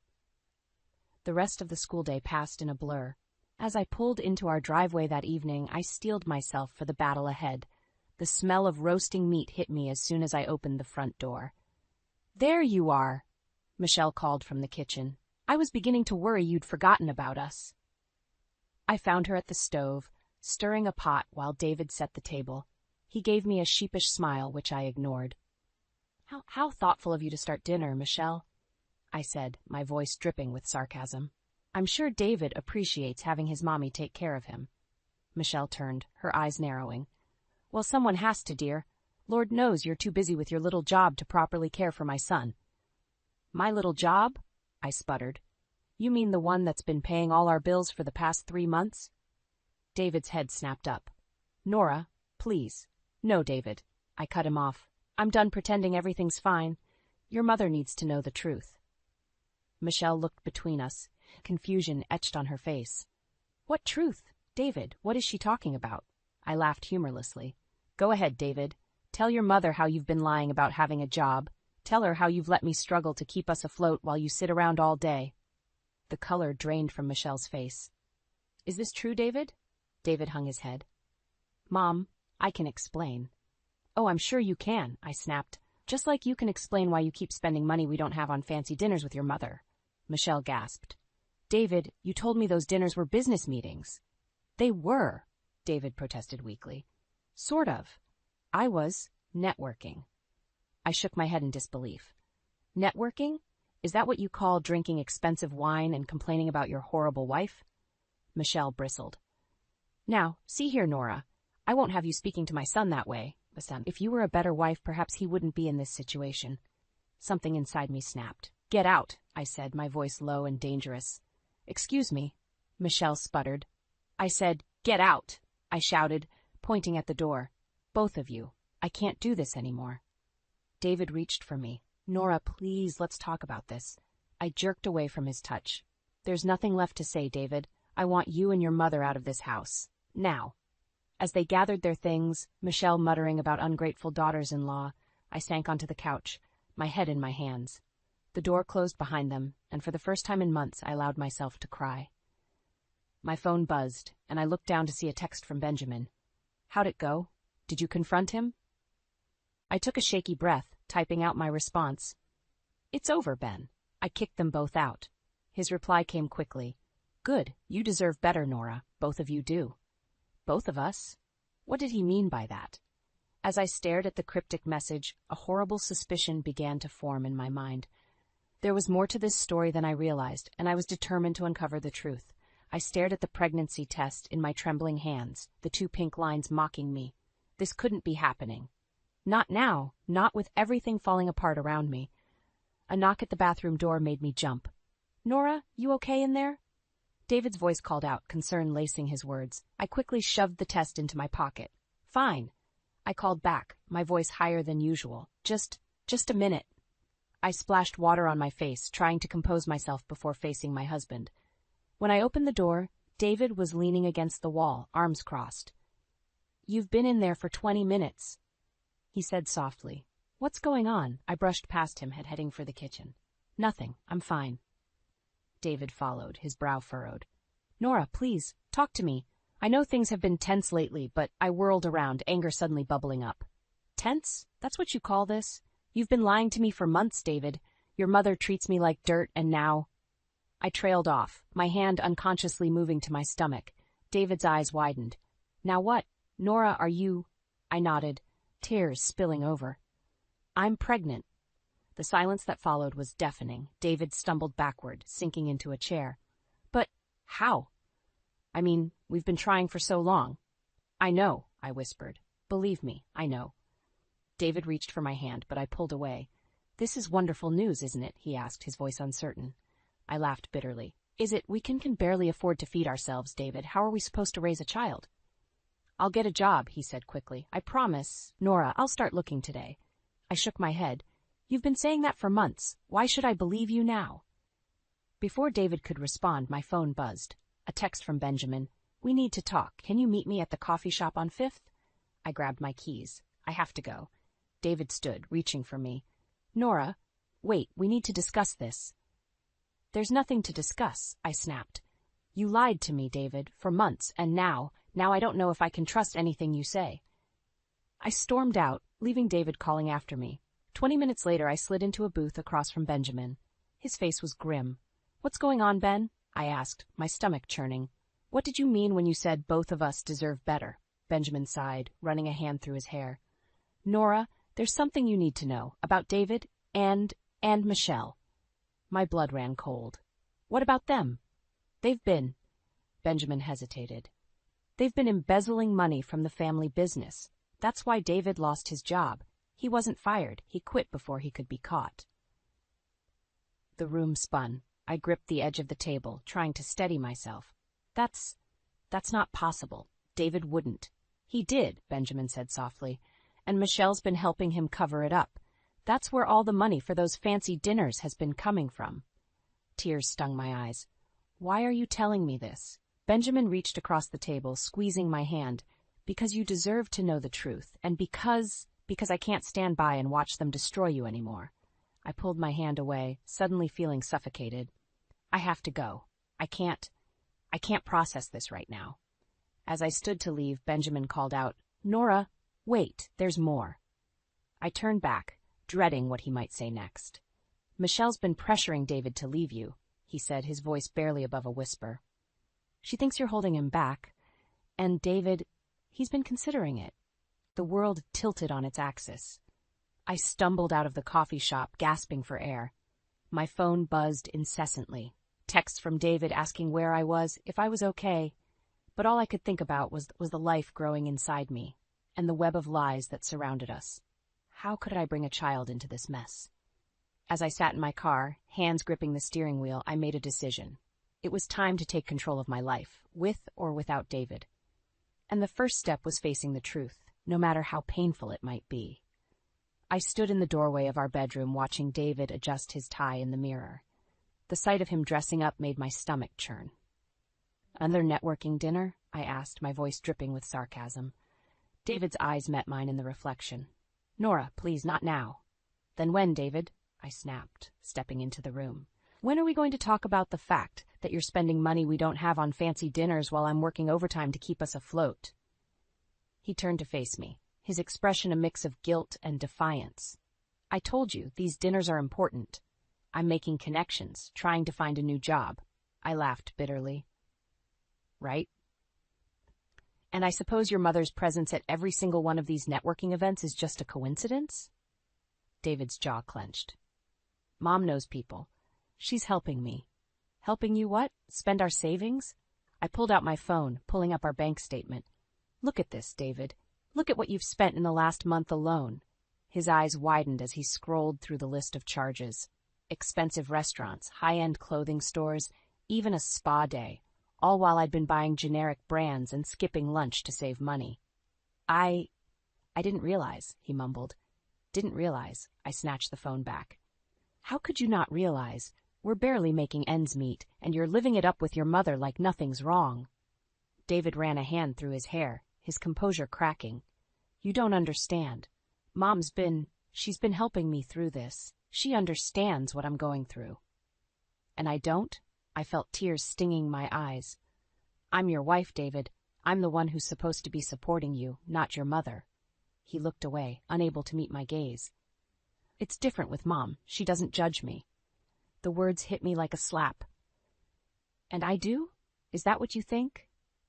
Before he could answer, his phone buzzed. He glanced at it, then back at me. I have to go. Mom's waiting. Something inside me snapped. I grabbed his phone, ignoring his protests, and dialed Michelle's number. David, darling, where are you? Her saccharine voice answered. The maitre d' is getting impatient. He's not coming, Michelle, I said, my voice ice cold. There was a pause. Nora, what's the meaning of this? The meaning is that your son is unemployed. We're drowning in debt, and you're enabling his reckless behavior, I spat.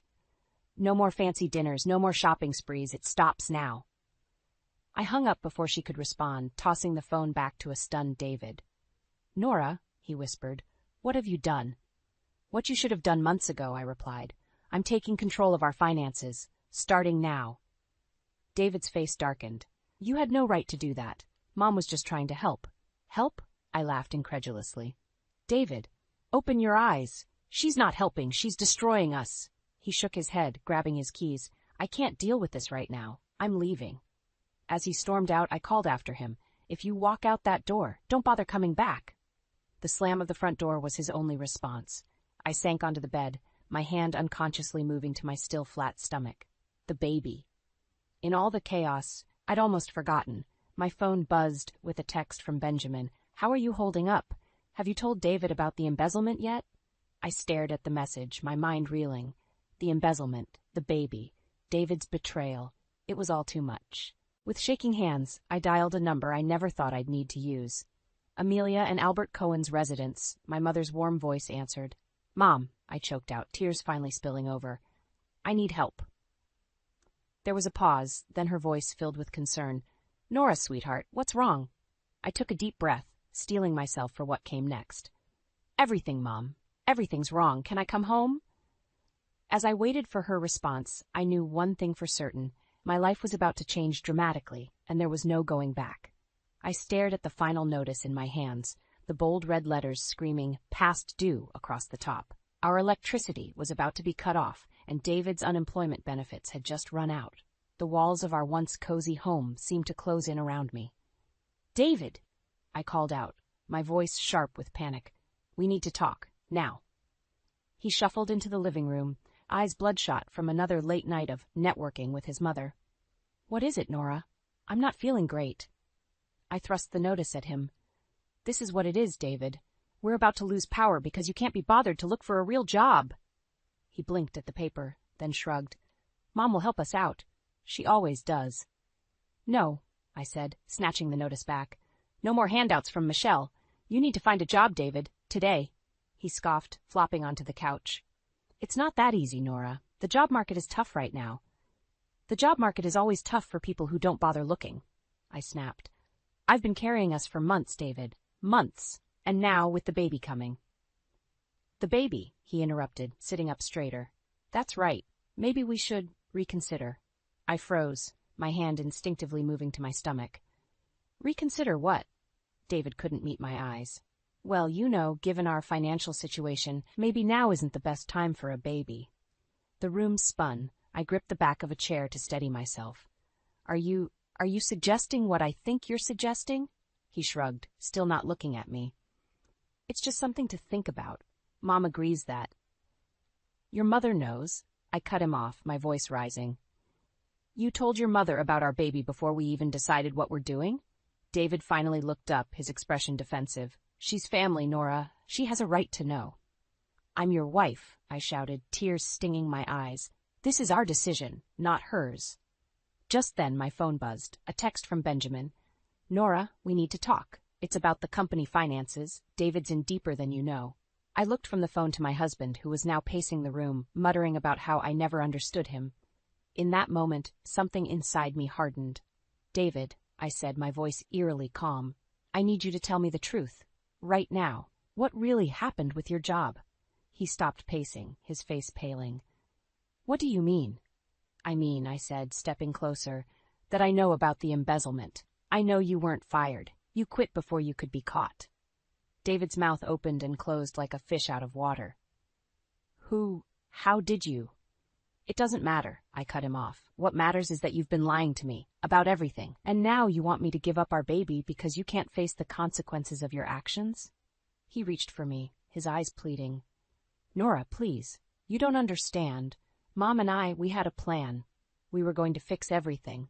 I jerked away from his touch. "Fix it how, David? By spending money we don't have? By lying to me at every turn?" "I did it for us," he shouted, his composure finally cracking. "For our future." I laughed bitterly. "Our future? There is no hour anymore, David. Not after this." I grabbed my keys and headed for the door. David called after me. "Where are you going?" I turned back, my hand on the doorknob. "To see your brother, and then to a lawyer. This marriage is over, David."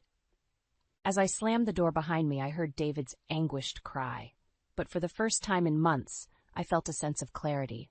The road ahead would be hard, but I knew what I had to do.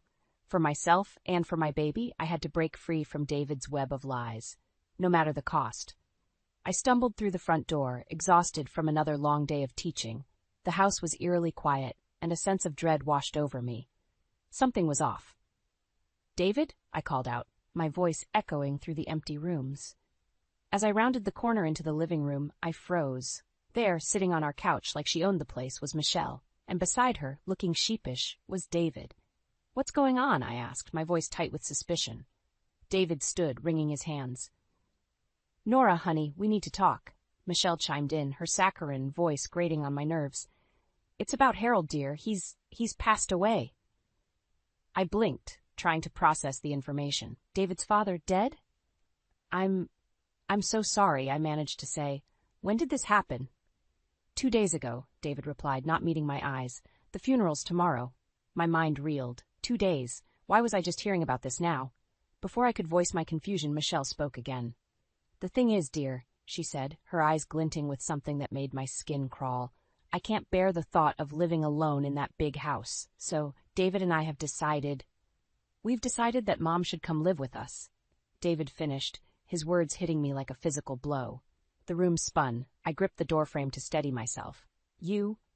What? David stepped towards me, his hands outstretched. It's just temporary, Nora, until Mom gets back on her feet. I jerked away from him, anger bubbling up inside me. And when exactly? Were you planning on discussing this with me? Michelle tittered, a sound that set my teeth on edge. Oh, Nora, don't be dramatic. It's already decided. I'll be moving in tomorrow after the funeral. Something inside me snapped. Like hell you will, I snarled, rounding on David. How dare you make this decision without me? This is my home, too. David's face hardened. Mom needs us, Nora. I thought you'd understand that. Understand? I laughed bitterly. Understand what, David? That you've once again put your mother's needs above our marriage, above our child? Michelle gasped, her hand flying to her chest. Child?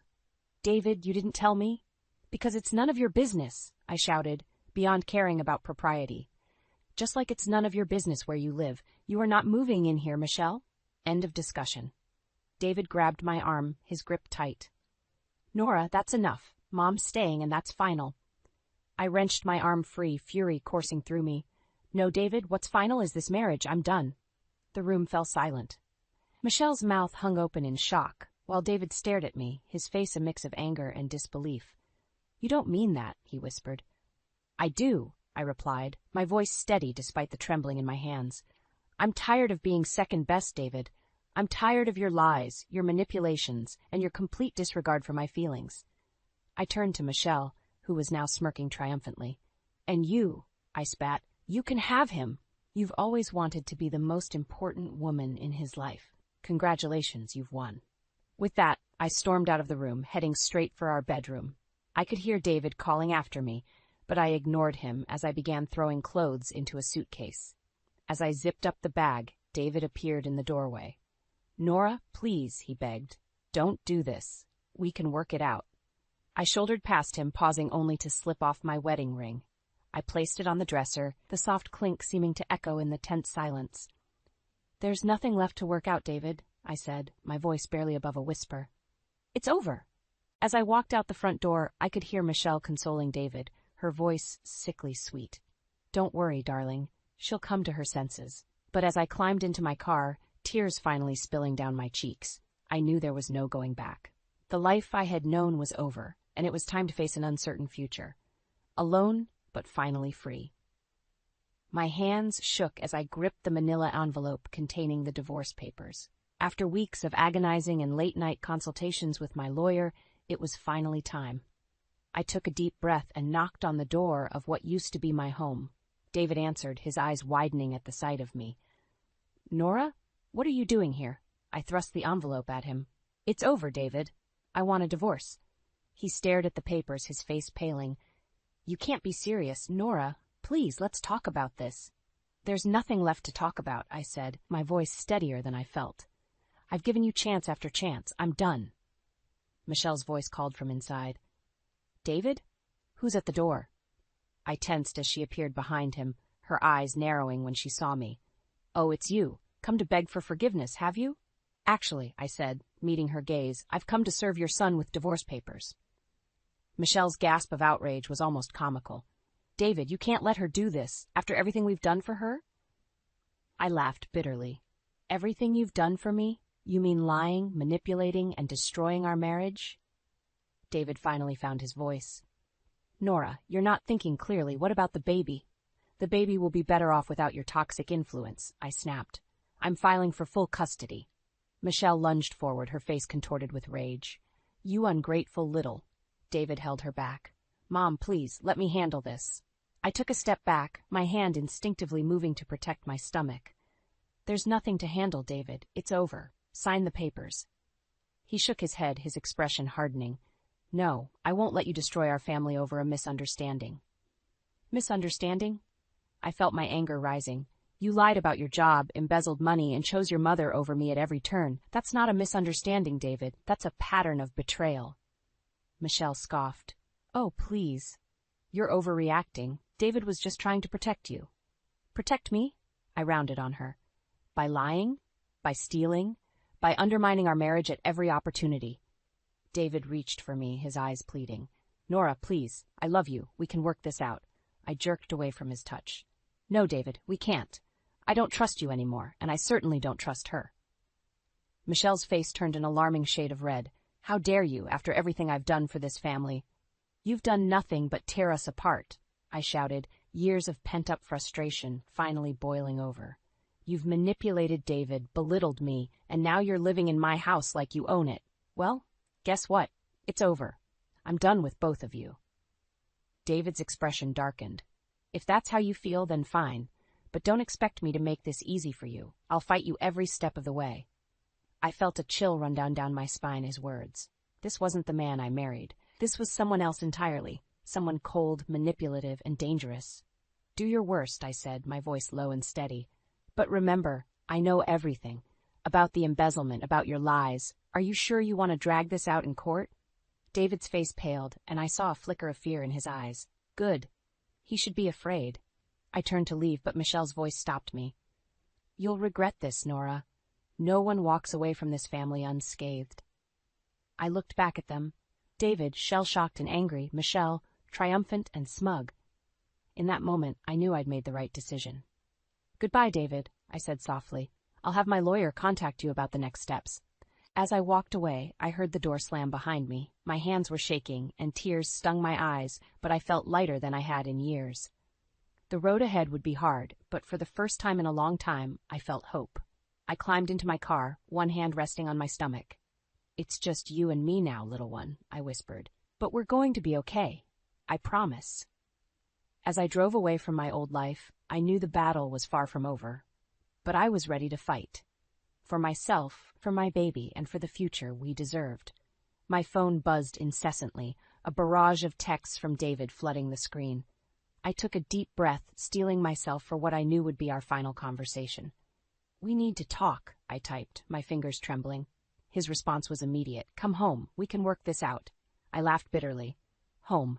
That place hadn't felt like home in a long time. There's nothing to work out, David. It's over. Sign the papers. A long pause, then. You're making a mistake. Think about our baby. My hand instinctively moved to my stomach. I am thinking about our baby. That's why I'm doing this. Nora, please. Mom and I, we can change. We'll do better. I closed my eyes, fighting back tears. It's too late for that. You've made your choice, David. You chose your mother over me, over our family. I won't let you do that to our child. Another pause, longer this time. Then, if that's how you feel, fine. But don't expect me to give up without a fight. I'll see you in court. His words sent a chill down my spine, but I refused to back down. Do your worst, David. I'm not afraid of you anymore. With that, I blocked his number, feeling a weight lift off my shoulders. It was done. Now I just had to wait for the papers to be signed. Weeks passed in a blur of lawyer meetings and prenatal appointments. I threw myself into preparing for the baby, finding solace in the simple act of creating a new life, both for myself and for the child growing inside me. Then, on a crisp autumn morning, my lawyer called. It's done, Nora. David signed the papers. You're officially divorced. I sank onto the couch, overwhelmed by a mix of relief and sadness. It was over. Really, truly over. As if on cue, my phone rang again. This time it was Benjamin. Nora, I thought you should know. David and Mom, they're not doing well. I tensed. What do you mean? Benjamin sighed. The embezzlement finally caught up with them. David's facing criminal charges and Mom, well, let's just say she's not handling it well.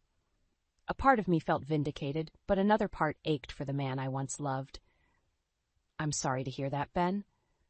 But I can't get involved. I know, he said softly. I just wanted you to know that you made the right choice. You deserve better than what they put you through. After we hung up, I sat in silence, rubbing my swollen belly. We're going to be okay, I whispered to my unborn child. I promise. Months passed, and life settled into a new rhythm. I welcomed my daughter Lily into the world, surrounded by the love and support of my parents and true friends. As I rocked Lily one evening, a knock at the door startled me. I opened it to find a familiar face. Mark, an old friend from college. "Nora," he said, smiling warmly. "I heard about everything. I just wanted to check on you, see if you needed anything." In that moment, looking at his kind eyes and genuine smile, I felt a flicker of something I thought I'd lost. Hope. "Actually," I said, returning his smile, "I could use some help assembling this crib. If you're up for it?" Mark's grin widened. I'd be honored. As we worked together, laughing and sharing stories, I realized that this was what I'd been missing all along: genuine connection, mutual respect, and the freedom to be myself. Years later, as I watched Lily play in the backyard of our new home, Mark's arm around my waist, I marveled at how far we'd come. The pain of my past with David and Michelle had faded, replaced by the joy of a life truly lived on my own terms. "You okay?" Mark asked, noticing my contemplative mood. I smiled, leaning into his embrace. "More than okay. I'm happy. Really, truly happy." And as Lily ran towards us, her laughter echoing in the air, I knew that every struggle, every tear, had been worth it.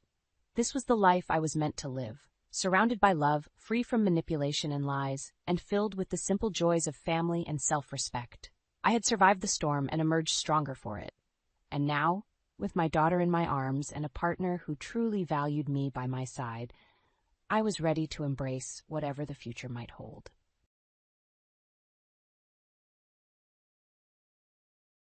The sound of shattering glass jolted me from my trance-like state. I'd been staring at the computer screen for hours, poring over financial statements and inheritance documents. My eyes darted to the source of the noise, a framed photo of Peter and me on our wedding day, now lying face down on the hardwood floor. "Damn it," I muttered, carefully picking up the frame. As I turned it over, a small piece of paper fluttered out. Curious, I unfolded it, my heart racing as I recognized Peter's messy scrawl. "Alice, don't worry, once we get our hands on Clara's inheritance, we'll be set for life. Just play nice for now. P." My blood ran cold. I read the note again, hoping I'd misunderstood. But there it was, clear as day. My husband and his mother were plotting to take my inheritance. The front door creaked open, and Peter's voice called out, "Clara, you home?" I quickly shoved the note into my pocket, my mind reeling. "In the study." I managed to reply, my voice surprisingly steady. Peter sauntered in, all easy smiles and charm. "Hey babe, how's the paperwork coming along?" I forced a smile, my heart pounding. "Fine, just a lot to process." He nodded sympathetically, placing a hand on my shoulder. "I know it's tough dealing with all this after losing your parents, but don't worry, I'm here for you." The words, once comforting, now felt like acid on my skin. I shrugged off his touch, standing abruptly. "I need some air. I'm going for a walk." Peter's brow furrowed. "Everything okay?" "Fine," I lied, grabbing my coat. "I just need to clear my head." As I stepped outside, the crisp autumn air hit my face, bringing a moment of how long had this been going on, how much of our relationship had been a lie. My phone buzzed. A text from Alice. "Sweetie, just checking in. Peter mentioned you're having a hard time with the inheritance paperwork. Why don't you come over for dinner tonight? We can talk it through." I stared at the message, bile rising in my throat. The caring mother-in-law act suddenly seemed so transparent. I typed out a quick reply. "Thanks, but I'm not feeling well. Another time." As I walked, memories flooded back. Peter's insistence on joint accounts, his sudden interest in my parents' business dealings, Alice's probing questions about my family's assets. How had I been so blind? My phone rang. Peter again. I silenced it, quickening my pace. I needed time to think, to plan my next move. Rounding the corner, I nearly collided with Henry, Peter's father. "Clara, I'm so sorry, I didn't see you there." "Henry," I said, forcing a smile. "It's okay. How are you?" He studied my face, concern etched in his kind eyes. "I'm fine, but you look upset. Is everything all right?" For a moment, I considered confiding in him, but could I trust anyone in Peter's family? "I'm just dealing with a lot," I said vaguely. Henry nodded, patting my arm. "I understand. Listen, Clara, if you ever need to talk, well, I'm here. And I'm not as oblivious as Alice thinks I am." I blinked, startled by his words. Before I could respond, my phone buzzed again. Another text from Peter. "Where are you? We need to talk about the inheritance. It's important." My stomach churned. I looked up at Henry, making a split-second decision. Actually, Henry, there is something I need to discuss with you. Can we go somewhere private? He nodded, gesturing to a nearby cafe. Lead the way. As we walked, I felt a mix of dread and determination. I didn't know if I could trust Henry, but I knew one thing for certain. My life was about to change dramatically, and I needed allies. Settling into a secluded booth, I took a deep breath. Henry, there's something you need to know about Peter and Alice. As I sat across from Henry in the dimly lit cafe, the weight of my revelation hung heavy in the air. His face, usually so placid, was a storm of emotions, shock, anger, and a flicker of something that looked like guilt. I had no idea, Henry stammered, his hands trembling around his coffee cup. Clara, I'm so sorry. I nodded, fighting back tears. I just can't believe it. All these years. Henry reached across the table, patting my hand. Tell me everything, from the beginning. I took a deep breath, my mind drifting back to that fateful day 12 years ago. It was my first day of grad school. I was lost, trying to find the economics building. The memory unfolded like a bittersweet movie. Peter, dashing and charming, offering to show me the way. Our shared laughter over terrible campus coffee. Late nights studying, which turned into late nights talking about our dreams. He was so supportive of my career goals back then, I said, my voice catching. He'd bring me dinner when I was buried in research, proofread my papers. I thought I'd found my soulmate. Henry nodded, his expression pained. Peter can be very convincing when he wants something. A flash of anger surged through me. Was that all I was to him? Something he wanted? Before Henry could respond, my phone buzzed again. Another text from Peter. Claire, are you? We need to talk about the inheritance now. I showed Henry the message, my hands shaking. See? It's all he cares about. Henry's face hardened. Clara, there's something you should know about Alice and Peter. They've always been opportunistic, but I never thought they'd go this far. As Henry began to speak, revealing years of manipulation and schemes, I felt my world tilting on its axis. The Peter was thought I knew. The loving husband, the supportive partner was crumbling away, replaced by a stranger wearing his face. About 5 years into your marriage, Henry said, his voice low, I overheard Alice and Peter talking. They were discussing your career success, your potential inheritance. Alice was pushing Peter to convince you to start a family. The pieces started falling into place. Peter's sudden interest in having children, his disappointment when I wanted to focus on my career. It had all been part of their plan. They thought if you had a baby, you'd be more likely to step back from your career, Henry continued.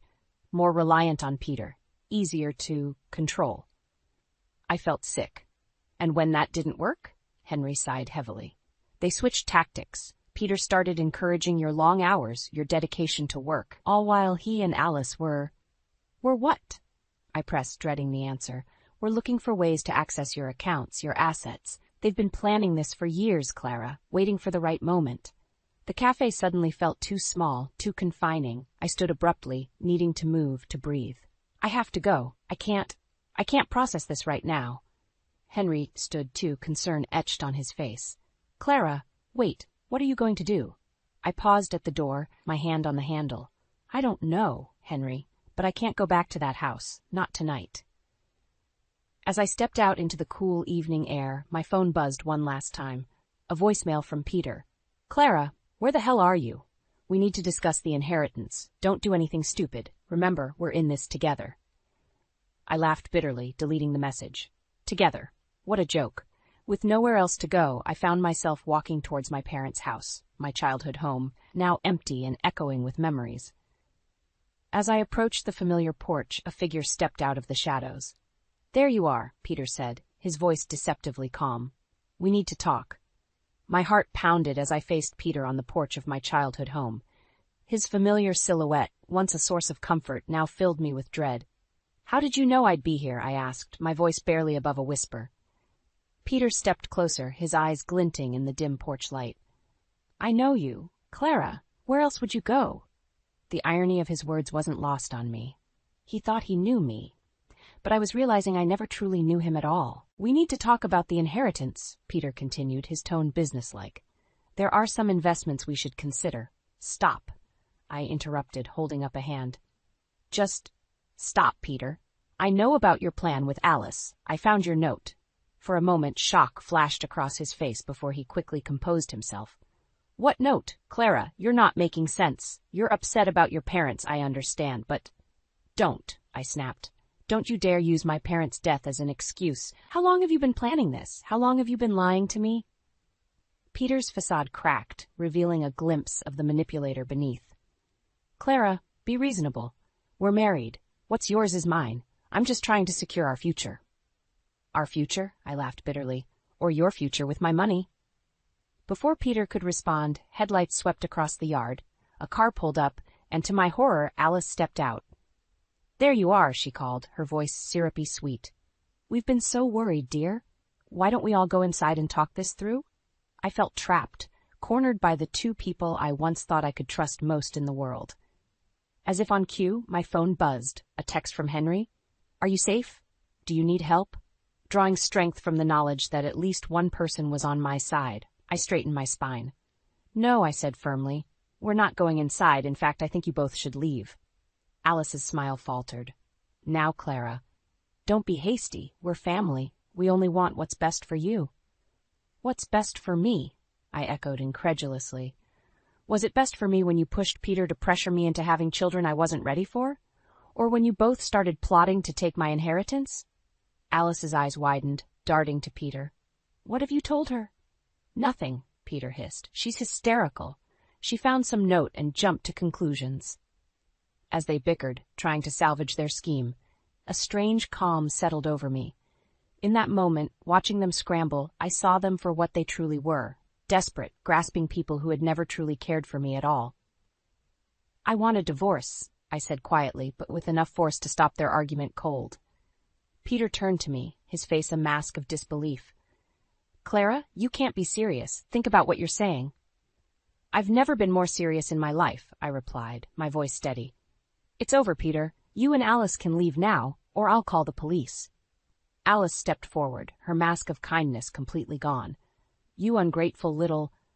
She was cut off by the sound of another car approaching. Henry's sedan pulled up, and he quickly got out, moving to stand beside me. I think it's time you both left, Henry said firmly, addressing Peter and Alice. Peter looked between us, realization dawning. Dad, you're taking her side? Henry's voice was heavy with disappointment. I'm on the side of what's right, son, something you and your mother seem to have forgotten. As Peter and Alice reluctantly retreated to their car, casting venomous glances back at us, I felt a weight lift from my shoulders, but it was quickly replaced by a new, crushing realization. I turned to Henry, tears finally spilling over. My parents, they're really gone, aren't they? And I've been so caught up in all this that I haven't even begun to grieve. Henry placed a comforting hand on my shoulder. They are, Clara. I'm so sorry, but you're not alone. We'll get through this together. As I stood there, watching Peter and Alice drive away and feeling the solid presence of Henry beside me, I knew my life would never be the same. The road ahead would be difficult, filled with grief and legal battles, but for the first time in days, I felt a glimmer of hope. I would survive this. I would come out stronger. Little did I know, the real fight was only just beginning. The harsh fluorescent lights of my office did little to dispel the darkness that had settled over my life. It had been 3 weeks since the confrontation with Peter and Alice, 3 weeks since I'd started the divorce proceedings, and 3 weeks since I'd buried my parents. The grief and betrayal swirled together, a toxic cocktail that threatened to overwhelm me. I buried myself in work, taking on extra projects and staying late at the office. It was easier to lose myself in spreadsheets and financial reports than to face the empty house that no longer felt like home. Clara? My assistant's voice broke through my concentration. There's someone here to see you. He says it's urgent. I looked up, expecting to see Peter or maybe Henry. Instead, a stern-faced man in a crisp suit stood in my doorway.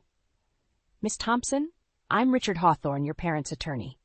He extended his hand, which I shook numbly. We need to discuss your inheritance. My stomach dropped. Is something wrong? Richard's expression was grim. I'm afraid there are some complications. May I sit?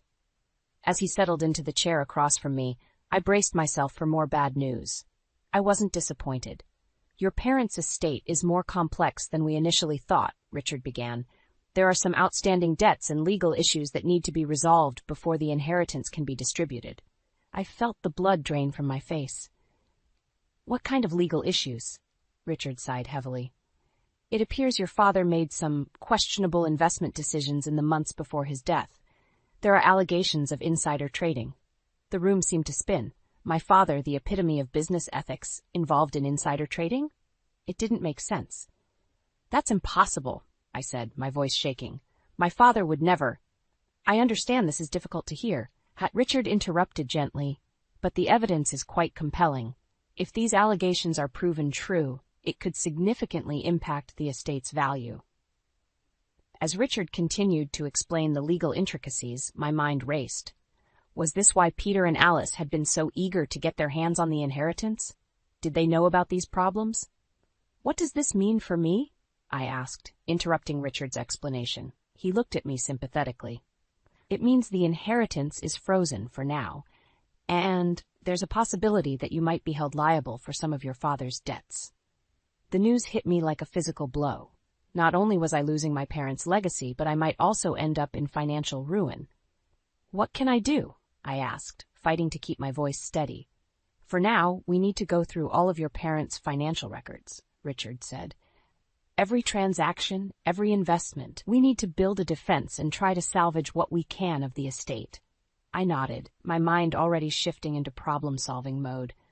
"I'll start tonight. I have access to most of their files." As Richard left, promising to be in touch soon, I sat back in my chair, feeling the weight of the world on my shoulders. I had thought the worst was behind me, but it seemed the real battle was just beginning. My phone buzzed. A text from Peter. "Heard about your dad's legal troubles. Still want that divorce? Might be smarter to stick together now." Anger surged through me, temporarily displacing the grief and fear. How dare he try to use this situation to manipulate me? With shaking hands, I typed out a reply. "The divorce stands. I'd rather face this alone than with a liar by my side." As I hit send, a strange calm settled over me. I realized that despite everything, the loss, the betrayal, the looming financial disaster, I felt stronger than I had in years.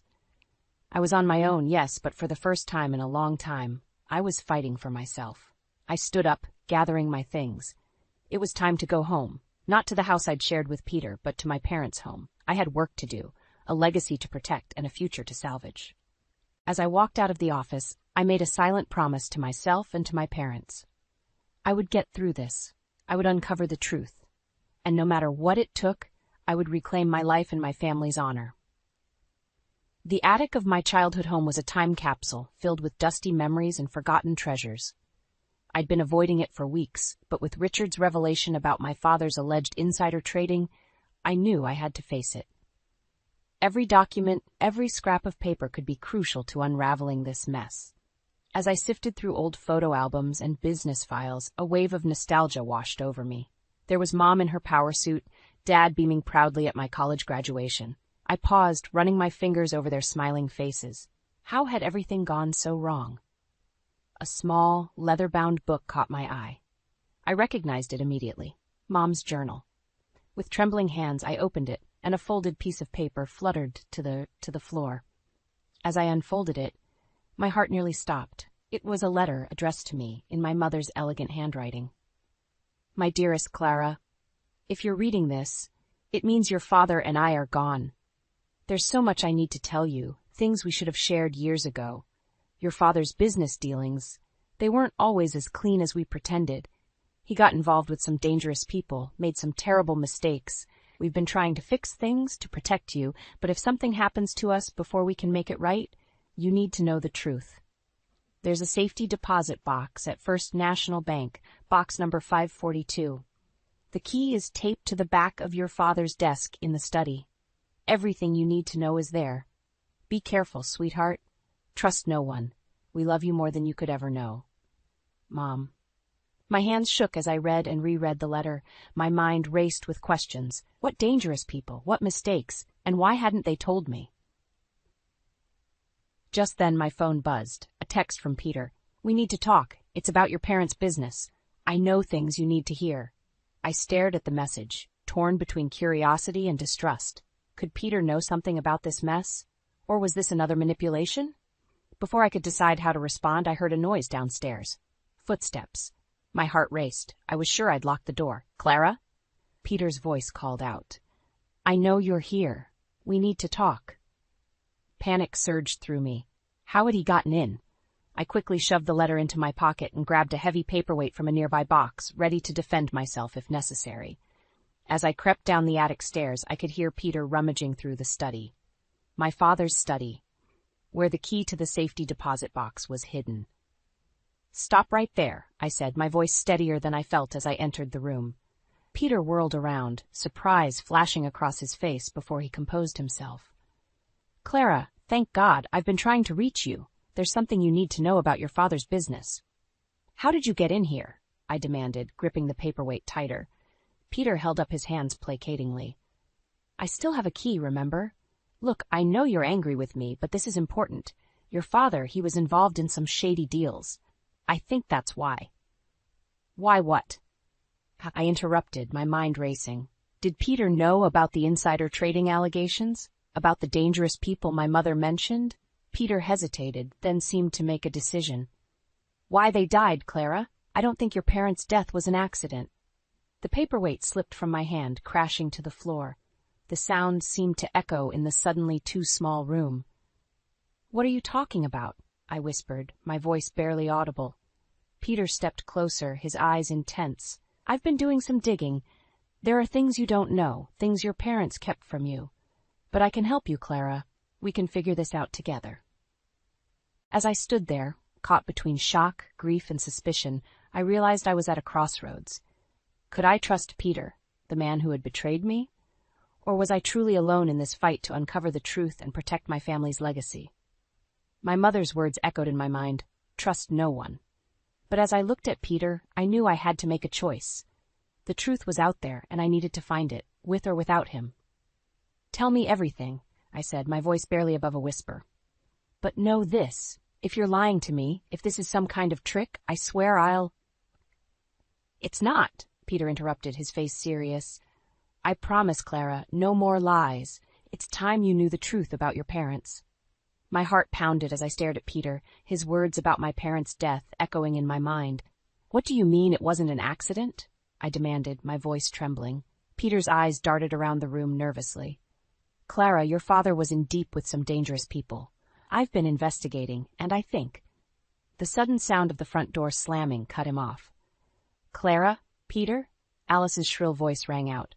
Peter's face paled. "Shit," he muttered. "She wasn't supposed to be here." As Alice's footsteps approached, I made a split-second decision. "Hide," I hissed at Peter, shoving him towards the closet. "I need to hear what she has to say without you interfering." Just as Peter disappeared into the closet, Alice burst into the study, her face a mask of false concern. "Clara, darling, I've been so worried. I came as soon as I heard about the inheritance troubles."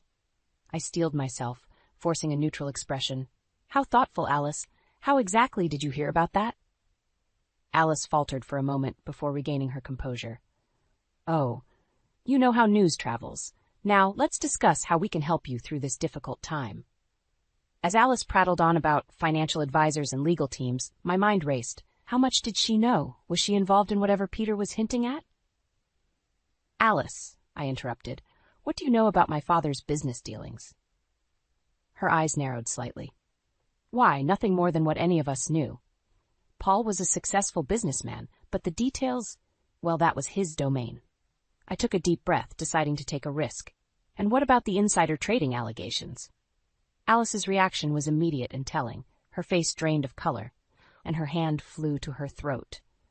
I don't know what you're talking about," she stammered. "I think you do," I pressed, taking a step closer. "I think you know a lot more than you're letting on. About the insider trading, about the dangerous people my father was involved with, maybe even about my parents' death." Alice's facade crumbled. "You don't understand," she hissed, her kindly demeanor evaporating. "Your father was going to ruin everything. We had to protect our interests." My blood ran cold. "We? Who's we, Alice?"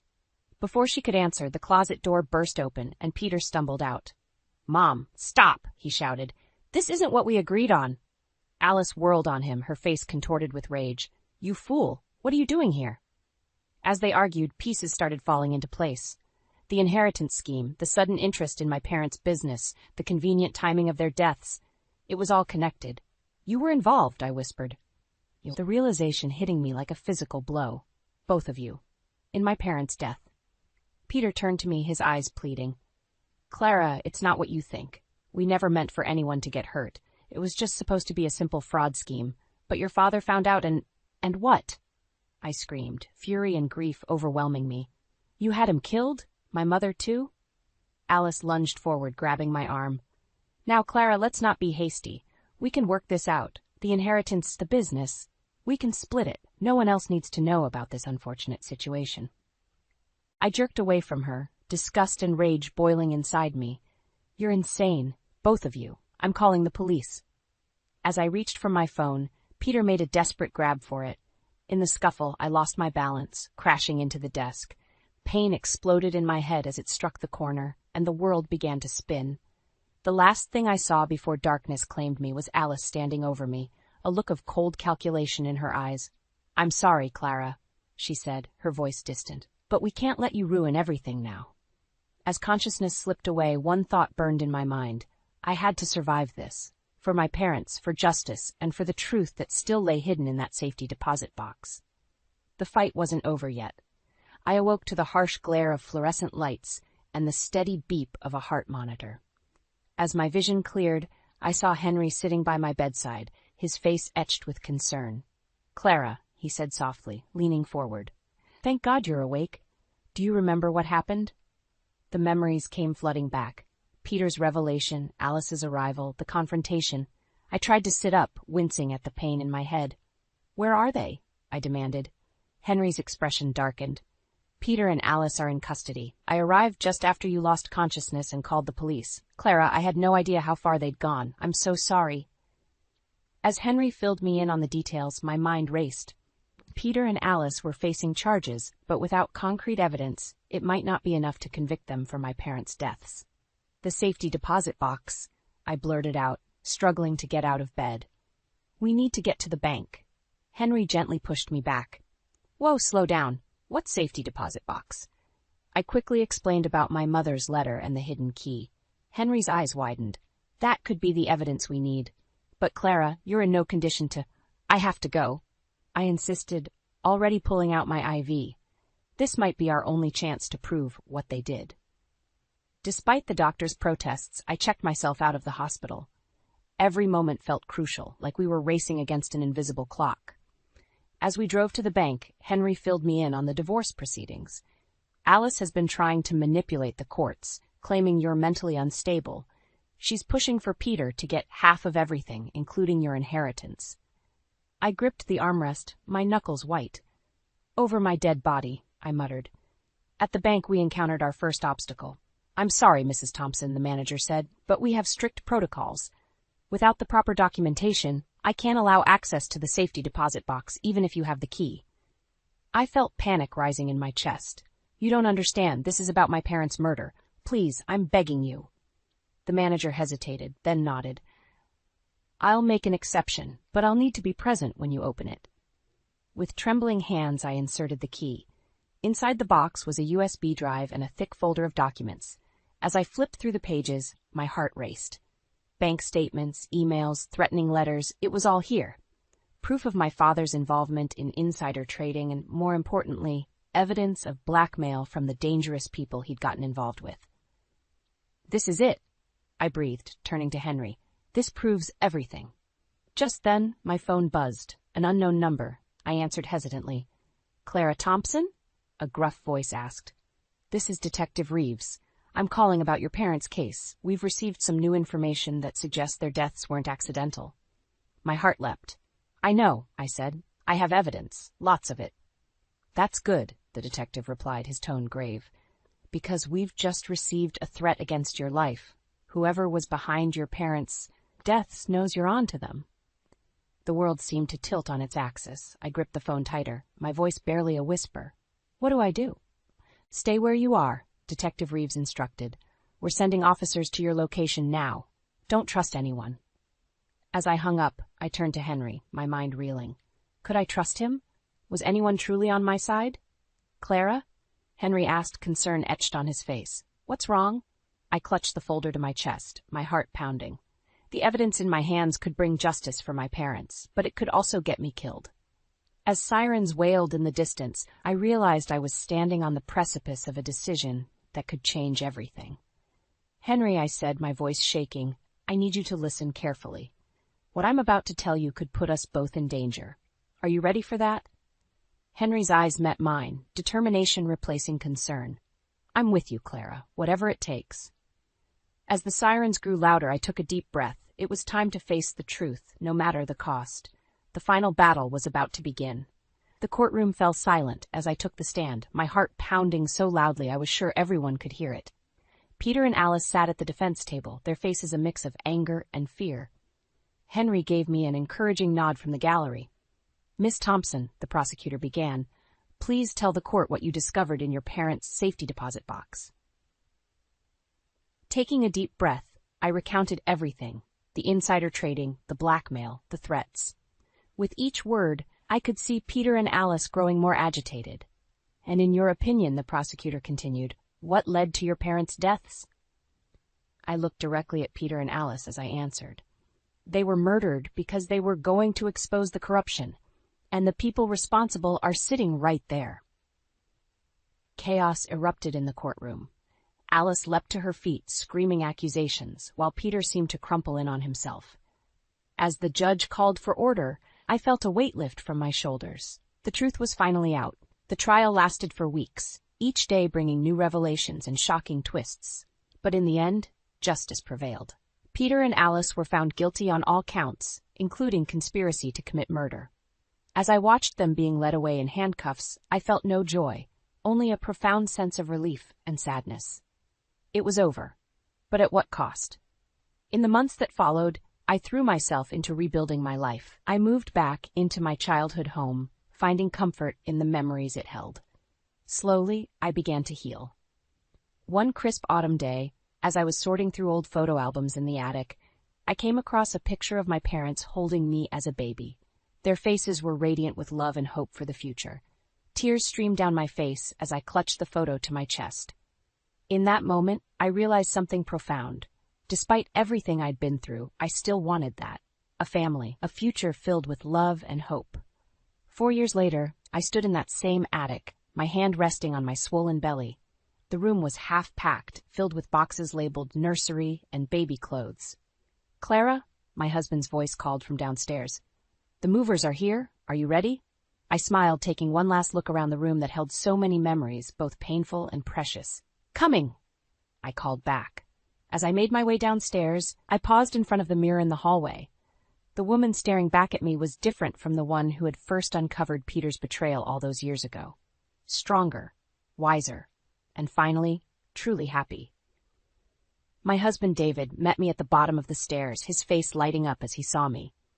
There's my girls, he said softly, placing a gentle hand on my belly. I leaned into his embrace, feeling our baby kick between us. We're ready, I whispered. As we walked out of my childhood home for the last time, I felt a sense of peace wash over me. The house had served its purpose. It had been a sanctuary, a place of healing. But now it was time for a new chapter. We drove to our new home, a charming house with a big yard and plenty of room for our growing family. As David helped me out of the car, I caught sight of Henry walking up the driveway, a housewarming gift in his hands. Welcome home, he said, pulling me into a warm hug. Looking at the two men who had stood by me through everything, my supportive husband and the father-in-law who had become more like a father, I felt overwhelmed with gratitude. That night, as David and I sat on our new porch swing, watching the sunset, I reflected on the journey that had brought me here. The pain, the betrayal, the fight for justice, it had all led to this moment. What are you thinking about? David asked, squeezing my hand. I smiled, placing our intertwined hands on my belly. The future, I replied, and how sometimes you have to go through the darkest times to find your way to the light. As the first stars appeared in the twilight sky, I felt our baby kick again. A reminder that life goes on, that there's always hope for new beginnings. I had survived, I had thrived, and now surrounded by love and on the cusp of motherhood, I was ready to embrace whatever the future held. The end was really just the beginning.